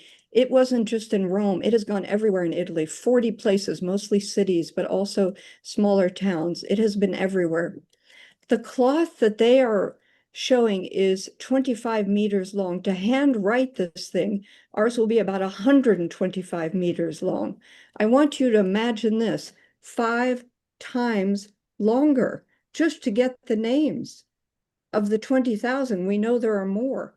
Imagine the impact on the spirit of everybody who joins us, who is part of it. So for us, it's not just the visceral, visual impact, it is the transformational power of writing, of knowing the name. You wrote that child's name.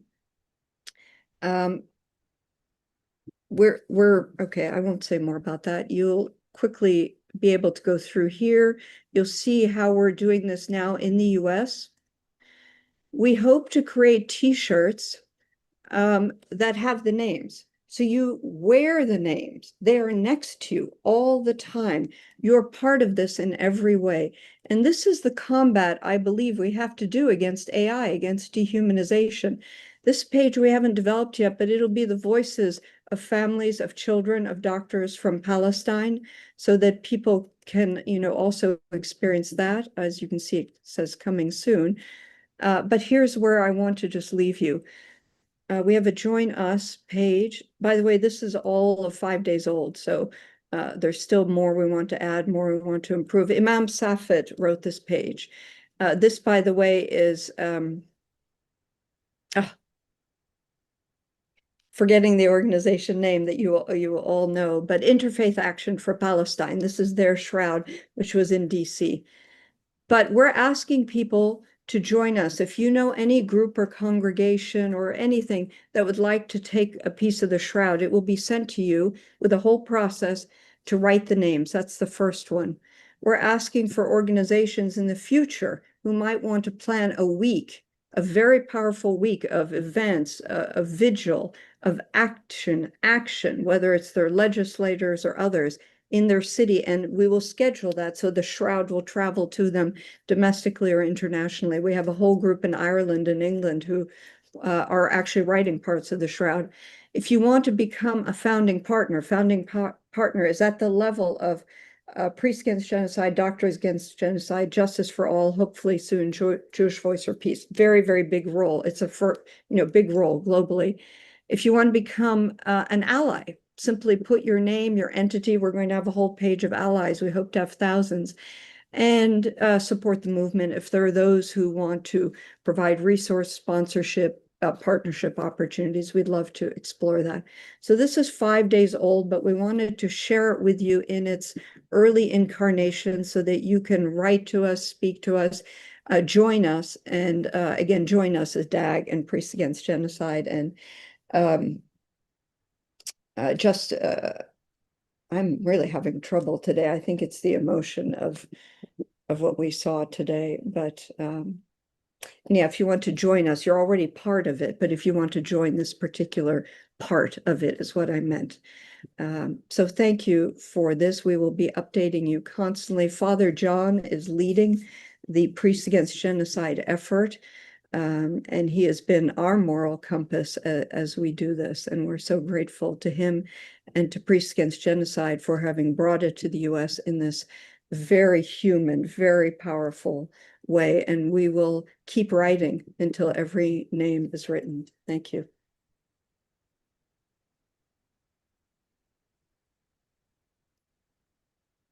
And Annie, this will be displayed National Mall in DC, September, when? New York, we're going to hit New York first because you were the one who wanted New York because of the General Assembly. We have to be very careful there because certain streets and security blocking. So Imam Safed, who was at the UN, is leading us. We're going to have the UN has a non-denominational church right next to the UN. We're going to have that. We'll let all of you know about that, but we haven't made that announcement because we are finalizing things. Baden in October, we moved to DC on the mall and at a church facing the Supreme Court and the Congress. So when you come and write and are with us, then we take action immediately, whether we carry the shroud through DC, whether we go carry it through the halls of Congress. And then after that, we will be ready to send it probably to Ireland and the UK, and then anywhere in the US or the world that is ready to put a week together of vigil and of action. You mean the Israeli Supreme Court or the American Supreme Court? Oh, Is that a trick question? Aren't they the same thing? Yes, I think that's a trick question. It sounds the same thing. So maybe, yeah, the same one that. Father John, could you add? I'm sure I've missed some of our heart and soul in this, but if maybe you want to say something. Well, I think it's a political movement. It is directly confronting the oppression and it names the genocide. That's the most important thing. It does not mince any words. And I think that's what we want to continue to do. So it's not just a political issue. It's not just an informational learning. It's a lived experience in people's lives in which we try in some small way. I mean, we can only do what our little part is, but in some small way to experience some of what the horrific understanding and experience of people of Gaza.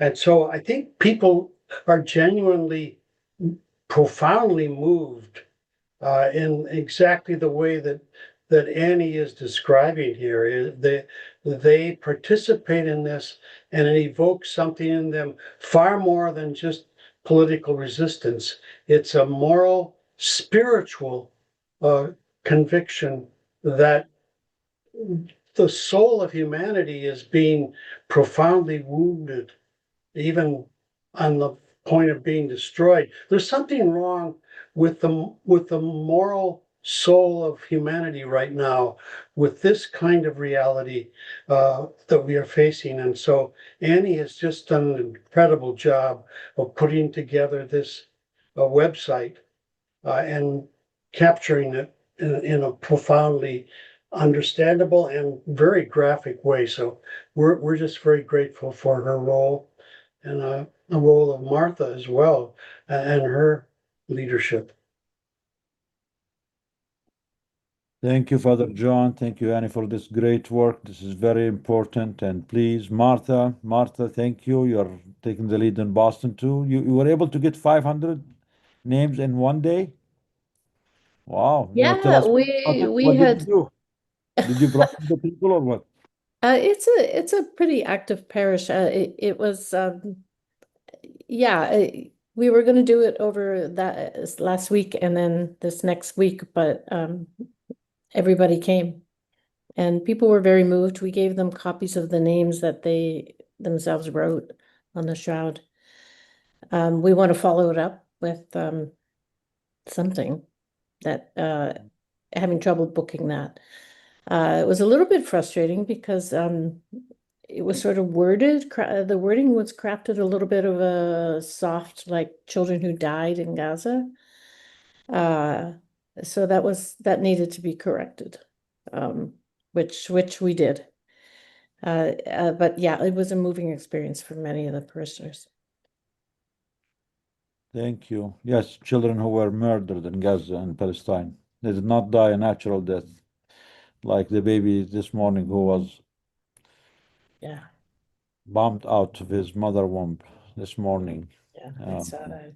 I know it's sad. I know you saw it all over the news now, but yeah, they did not die. They were murdered.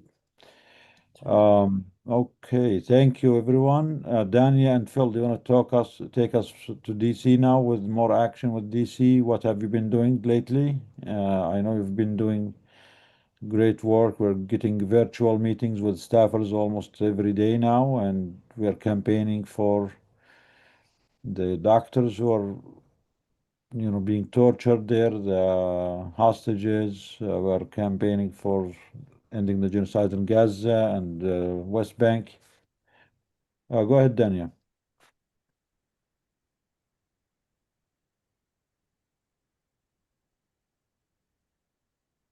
Dania? You're muted. Are you with us, Dania, or no?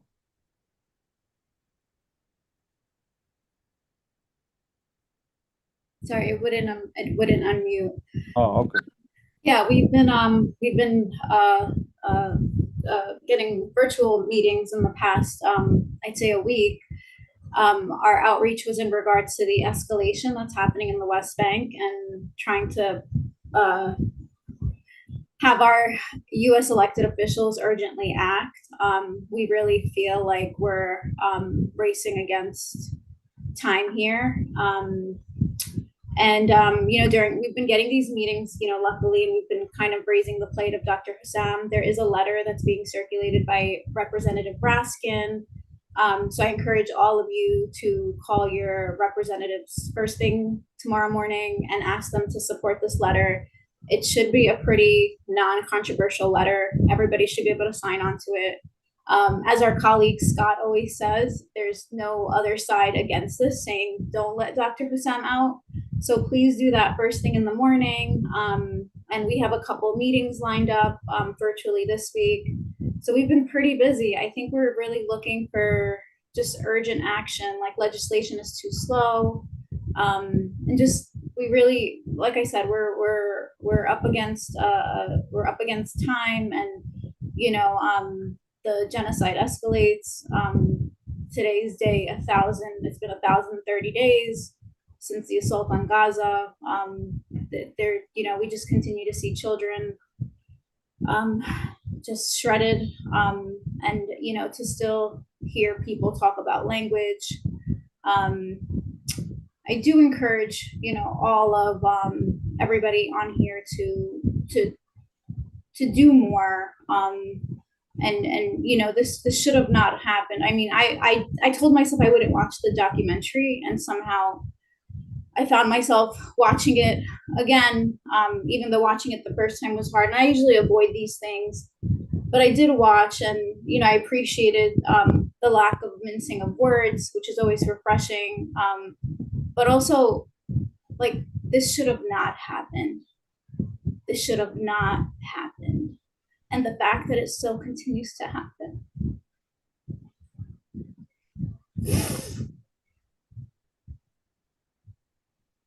So sorry, Dania.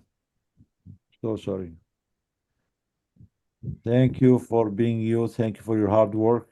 Dania is a non-stop. She is the engine of our group here. And she's been keeping all of us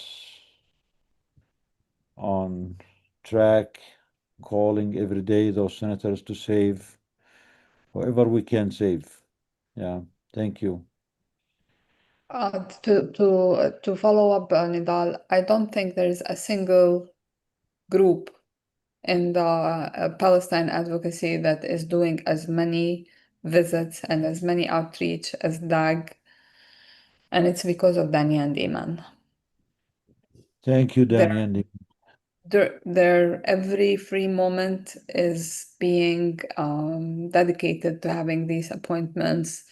And I will say Chris Fitzstevens, Nicola, Mariam Shitab, Phil, John Ruhr, Martha, who am I missing? All the members Surab, Dr. Surab, and Kuram, everyone is just ready to drop everything and advocate. And for that, I think we're all very grateful to be working together with you. Thank you, John. Thank you. Thank you, Phil, Martha. Of course, Dania. If you didn't see it in the chat, just a little bit of good news is my congressman, until they spent so much money beating Cori Bush, was the highest paid AIPAC guy, the most expensive election AIPAC bought. And he's been just lockstep with Israel almost the whole way. And I sent a letter and the DAG video to his chief of staff, who I developed a good relationship with by being on the flotilla. And I didn't hear anything back. And then the congressman showed up at an anti-ICE demonstration in my neighborhood, and Karam showed up with his camera, and we both confronted him and basically got his okay that he would sign the letter about Dr. Sophia. Now, that's a long way from what we really want from him is block the bombs, but it's a crack in the armor that I think he's going to have a hard time resisting from now on. So, but it's been 2 years of cultivating that relationship, and that takes freaking long time. Yeah, much too long. But again, he was one of the Democrats. He was one of the worst. He was right lockstep with leadership, and we all know this is not going to end soon. Although we pray every day that it could, and it always could, and never want to give up hope. But to keep plugging away like this does make a difference, as we've heard today. The shroud, getting hundreds of people everywhere. I just got word that the flotilla somebody's gonna do some flotilla action again. So yeah. Yeah, we have Scott also, we have Iman, we have Janice. Where is Janice? Janice is like Dania. I mean, she's also non-stop working. Phil, yeah, she's like always available to jump on a call. Like, everybody's willingness to use their free time. Like, there's not enough words in the English language to express, my personal gratitude of just everybody's willingness to, especially those of us in healthcare. Like, it's like it's like those moments in between patients and those moments in between assignments, like they're like survival, like they're your moment to catch your breath. And that people are jumping on the phone, people are shooting an email, people are jumping on a meeting with us. Like there's just like my gratitude, just it flows for all of you. Thank you so much. Thank you, Daniel. Phil, the only one who's having maybe better relationship with the phone and more time to deal with the phone is Phil. I mean, he's doing it with his friends. Also, he's making group calls. Tell us what's happening, Phil. What's been your experience so far? Well, first I want to say that I think I forget on what chat, WhatsApp chat, I wrote it, but I wrote that I was very jealous of the people who live in the DC vicinity because they can just go to the Capitol I shouldn't say on a whim, that's flippant, but a half-hour drive and they're there in the Capitol, and they've been going. Scott and I think Karam as well, and some others have been going repeatedly on-site visits, which is great. And I was jealous because I can't do that. But then Danya found a way for me to be there virtually, and so we've had several virtual calls, and I think this is going to develop into a pretty big part of our advocacy is these virtual calls, because the phone calls that I've been making on Friday, I called in the afternoon, and as I said before, I have a friend who has fairly advanced multiple sclerosis, and he's also on dialysis, and he wants to do something, and I thought, well, I'm gonna put put Joe to work making these calls with me. So we're doing it together two days a week. But on Friday, every call that I actually talked to somebody, they had already been called 3 and 4 times by somebody in our group before. And so with these video calls, we can make it very focused, and we're still a little group that are kind of backing each other up, and it's really good. It's really good, except for that guy on the balcony sipping the coffee. But yeah, that wasn't a really, but Yeah. something I always like, whenever we have these kind of meetings, I always think like, oh my gosh, like we have to have like a camera follow us around just to document these experiences, because sometimes you just can't, like with that particular meeting, like I couldn't tell anyone else how ridiculous it was unless like you were in the Yeah. meeting with us, because it was just such, especially like over 1,030 days in, like for somebody to say to us like, oh well, I haven't received any from, I need updated information. It's like, well, everybody has access to Google, like that's not Right. on you. Hold this special position working for a U.S. elected official. It's not our responsibility to present you with information, and then just his body language. And then that particular Friday we had another meeting, and Martha, you were on the call with me. We got an hour of her time. I mean, the conversation got really in depth.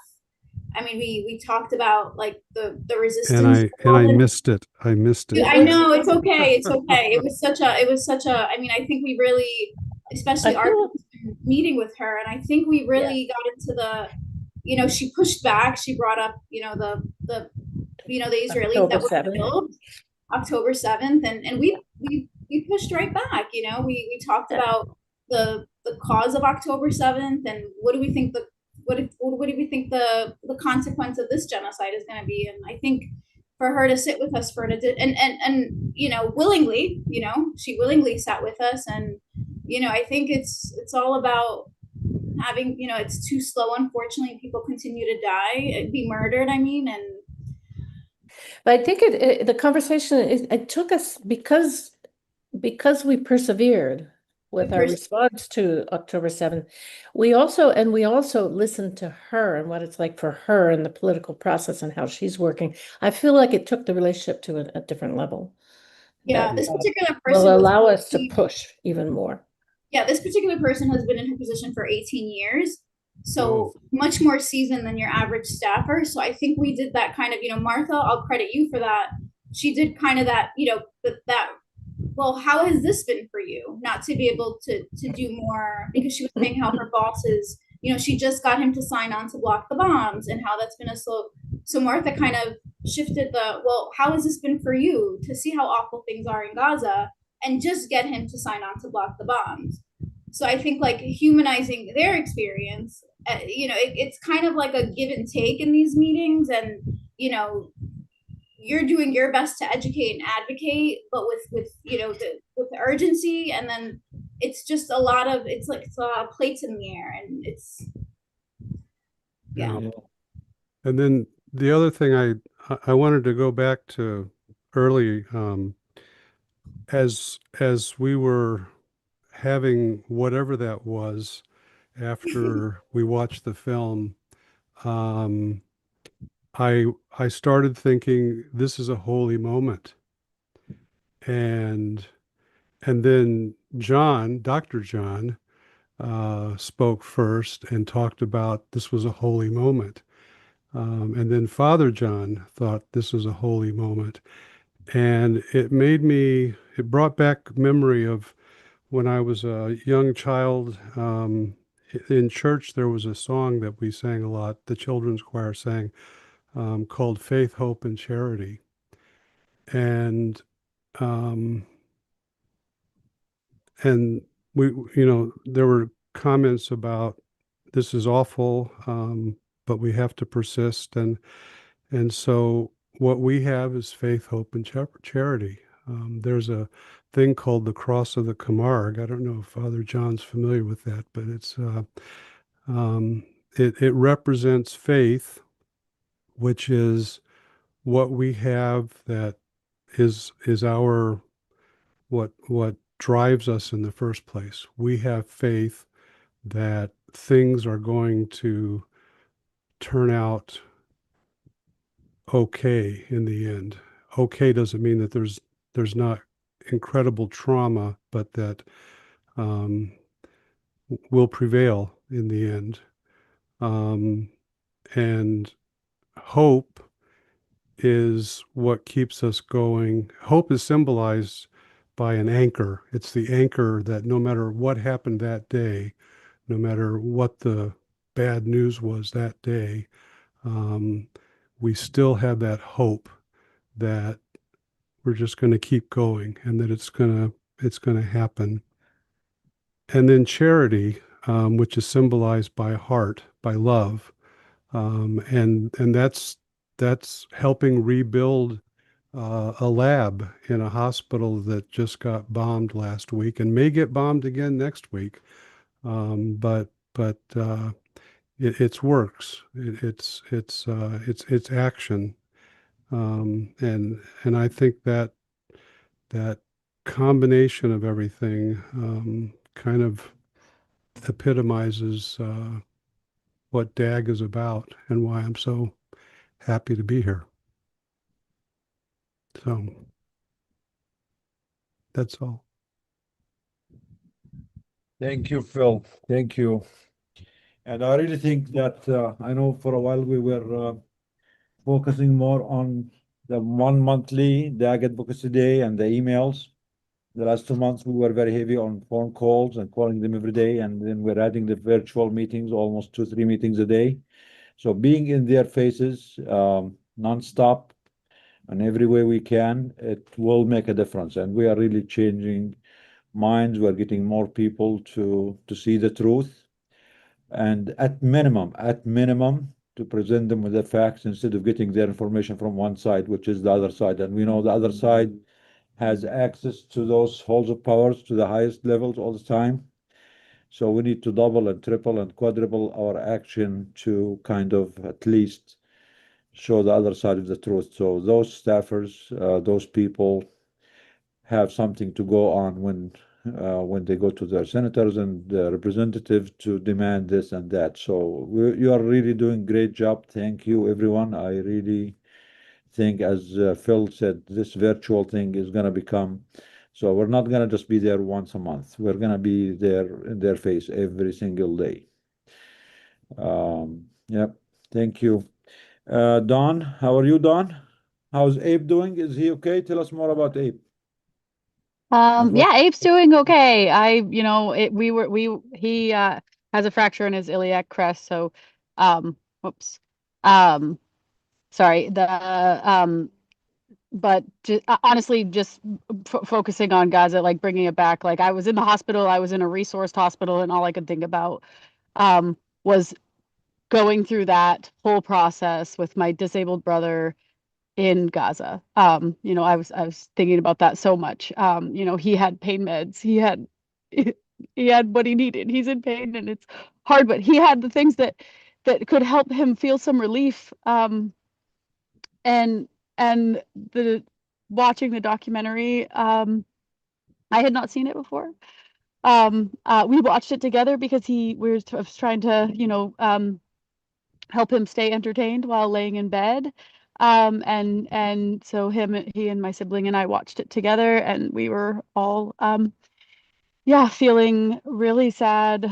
Obviously, just I want to echo that, it is also simultaneously horrifying and sad, and a positive thing to hear it spoken of with like real language, with like recognizing the reality and not like mincing words. Somebody already said that, and I think that that's like really, really important, especially because there's a lot of films being produced around the genocide, and it's so important to support the ones that really come through and don't give into that pressure. As a documentary filmmaker and journalist, I also I have literally not produced documentary or finished documentaries because I didn't feel like ethical about that kind of like cutting of cutting out of like the reality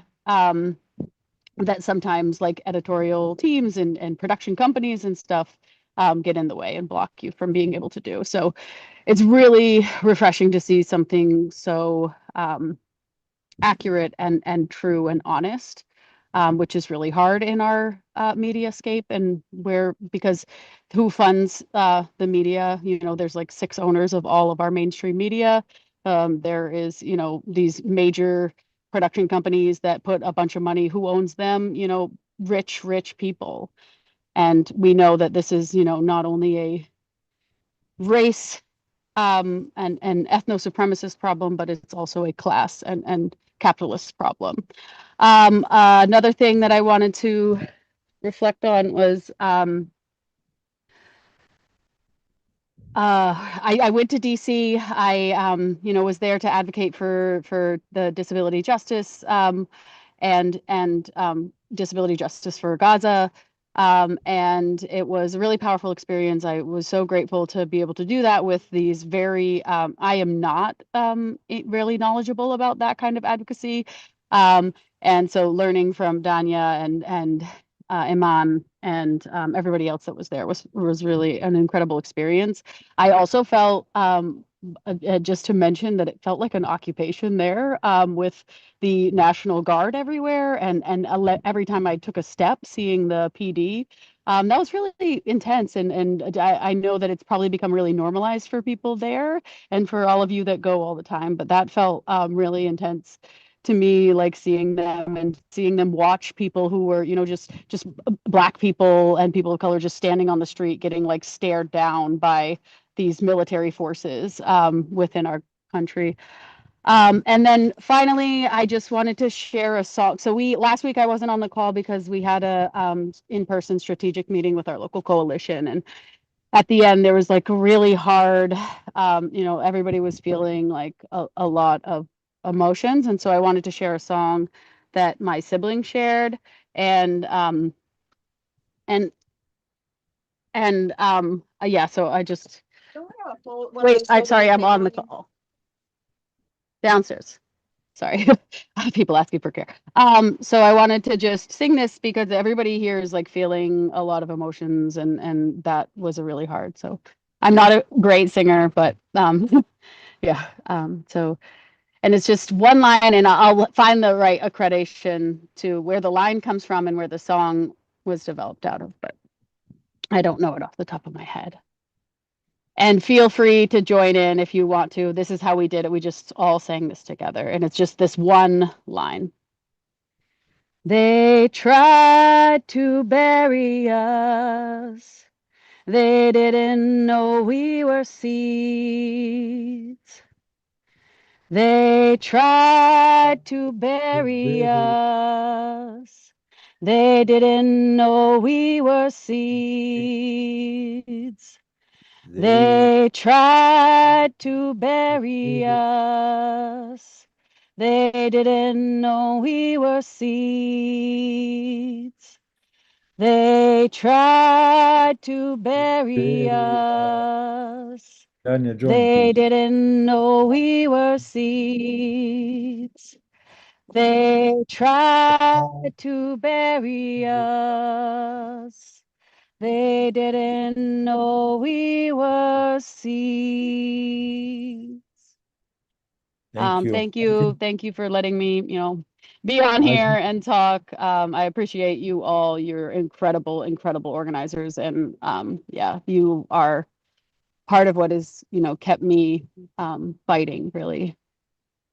Yeah, thank you, Don. I hope Abe feels better soon. And I think this Mexican proverb, it's not a song, it's a proverb, Mexican proverb, but it's very telling. And we appreciate the indigenous people everywhere because we learn from each other. They tried to bury us, but we are seeds. And thank you, being a journalist, also experienced the media about pointing or critiquing the many documentaries out there. So not every documentary about Gaza is necessarily the best one to go for. So please at least be critical. If you have a documentary about Gaza that you did not hear a voice of any Gazan for the whole documentary, there's something wrong with it. If you see a documentary that just wants to make a celebrity of a doctor here or there just because they went there, but they themselves are practicing the erasure and the dehumanization of the Palestinian people by portraying them as subjects of their heroism, that's not the best documentary to watch or to support. So please, I mean, we're not against anyone, but just have the critical eye to watch, because this is not about me or you or about this doctor or that doctor or this journalist or that. It's about, I mean, you make these things to help the victims, to uplift their voices, to have them, give them a platform to speak their truth, not for you to speak on their behalf. These are not your subjects. These are not their pain, their blood, their suffering is not there to uplift your celebrity status. So please be careful, whoever you are. If you want to do about anything about Gaza or Sudan or Congo or immigrants, it's about the victims, not about you. And as Don said, if you feel there's a lot of pressure to dilute the truth, to put everything in the passive sense, not to name the perpetrator, then you are not really helping the people. You need to name the perpetrator. You need to say, these are murdered by Israel. These are murdered by this perpetrator or that. They did not just die out of their own. So please be careful when you watch or when you push or when you make these,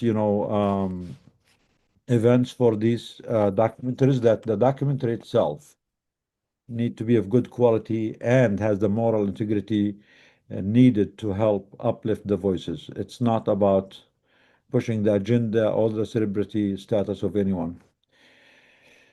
Okay, I think Dr. Mariam Shitab, maybe she knows everything about all of these things. Maybe she can close this off, the whole thing. Mariam, are you there? Mariam Shitab? I'm here. You've been through this. Give us your full analysis of the whole day, please. And I know you're so smart, and I'm sure you have an insight that will add value to all what has been said so far. Honestly, ever since I went back onto Twitter or X like a week and a half ago, I feel like You are I've both done a killing good thing people and a with that, bad by the thing way. by doing this. Because now it's like I sometimes it's hard to even know where to start now, since now But you're getting actually, before you start, can you tell me how you do it? How you can watch every tweet and every Instagram, every post, everything that comes up I right really away? mean it when I say I'm chronically online. It's like I'm walking from, one floor to another. I'm scrolling to see what latest political scandal is brewing in the US.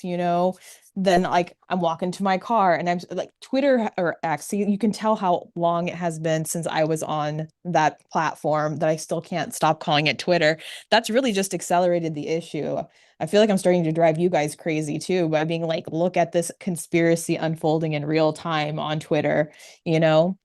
I It's amazing. So it's hard to know where to start in terms of all of the insane things that are going on. So I guess my kind of overriding thought for much of like the last hour and a half has been this saying, I don't know where I heard it from, but it's that tears are prayers too, and they travel to God when we can't speak. And that's sort of my thought for the day after the webinar. That's all I got. Can I just add to that? Like, it's a privilege to cry too. Like, and I've always thought that. Like, whenever I'm like, wow, I can cry. I have the time to cry. I have the privacy to cry. They don't have privacy there to cry, right? Like, everybody's like mushed up in tents. Like, everybody's on top of each other.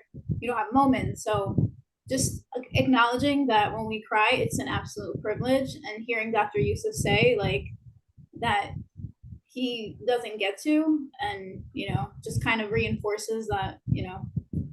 It is a privilege. And when he said that, because we've known Dr. Yusuf now for like 3 years. He really is just this very data-driven doctor that I relate to, because I too comb through data and it helps me make sense of what's going on. And I think we all didn't necessarily understand the Arabic, but we also didn't have to, because the sentiment came through for all of us without needing any translation. And I think we all were just sitting sort of in silence with that, without having to really know everything, because you just felt it so deeply. And it just reminds me of this of something I have always told my trainees. And it for me, when I clock off, I get to go home and process, but they in Gaza never get to clock off. Is that when you're in a room and the shit's hitting the fan, you are the one person that does not have the privilege of freaking out. Because if you freak out, the patient freaks out, the family freaks out, your nursing staff freaks out. You have to maintain at a minimum the illusion of calm, because so many people looked to you to know what to do. And I think for Dr. Yusuf, Dr. Ahmed, that never goes away. And the toll that must take on them. So, you know.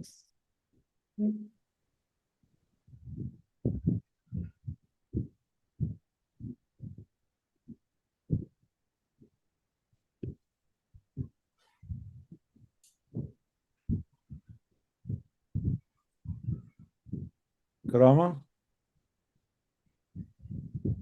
Yeah, just processing all this, and we're fortunate to have each other. We're fortunate to be together in this, and we are fortunate for being in partnership with the strong people in Gaza who keep inspiring us. Alhamdulillah. But it sucks. Yeah, for Gretchen. Yeah, Gretchen, I think she's asking. They thought they can beat us. They didn't know we were seeds. I think she's asking about what Don just mentioned. They thought they can bury us. They didn't know we are seeds, or we were seeds. I think this is a Mexican proverb. I know, again, another heavy day. It's even heavier there in Gaza. in Palestine, in the West Bank, in Sudan, in Congo. It's heavier in the detention centers here in the United States for those kids, their families, their parents. It's heavier for all marginalized and vulnerable communities. So we still have the privilege, as Iman keeps saying, and the privilege that we have here, each one of us, is a responsibility that we used to exercise, that we have to exercise to help those victims. So keep up the good work. Do not be discouraged. We cannot give up on our shared humanity. That is something that we cannot forgive ourselves for. However hard it might seem, we have to keep pushing. And it's always darker before the dawn. And whenever it feels impossible,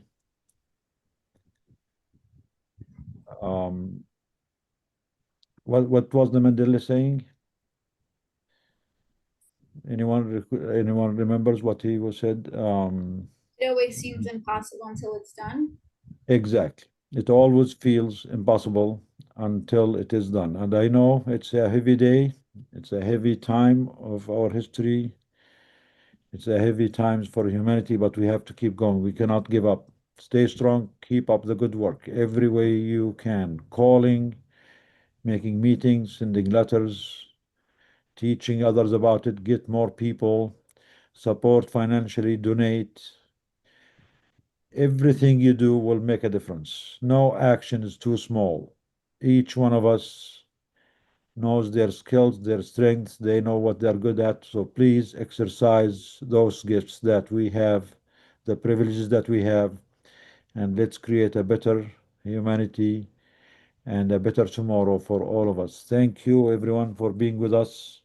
And inshallah, we'll see you tomorrow morning at 8 p.m. with Dania messages, urging every one of us to start calling and keep working and also attend the meetings. And if you are those in Michigan or any state that has elections coming up, please go and support the good people, the good candidates, not those who are bought by AIPAC. So wherever you are, make sure that your vote counts. You do have to vote. We have to vote. Every vote counts. And it is on us to elect the politicians who align with us, who are not bought by special interests, who are not bought by the perpetrators of genocide and the exploiters of our humanity. And luckily, we do have candidates everywhere in every state who are better in this. So make sure you vote, encourage others to vote. And the 1,000-mile path starts with one step. Let's keep going. Thank you. Anything else? We'll see you next week, inshallah. Yalla, salam. Salam, everyone. Salam. Karama, you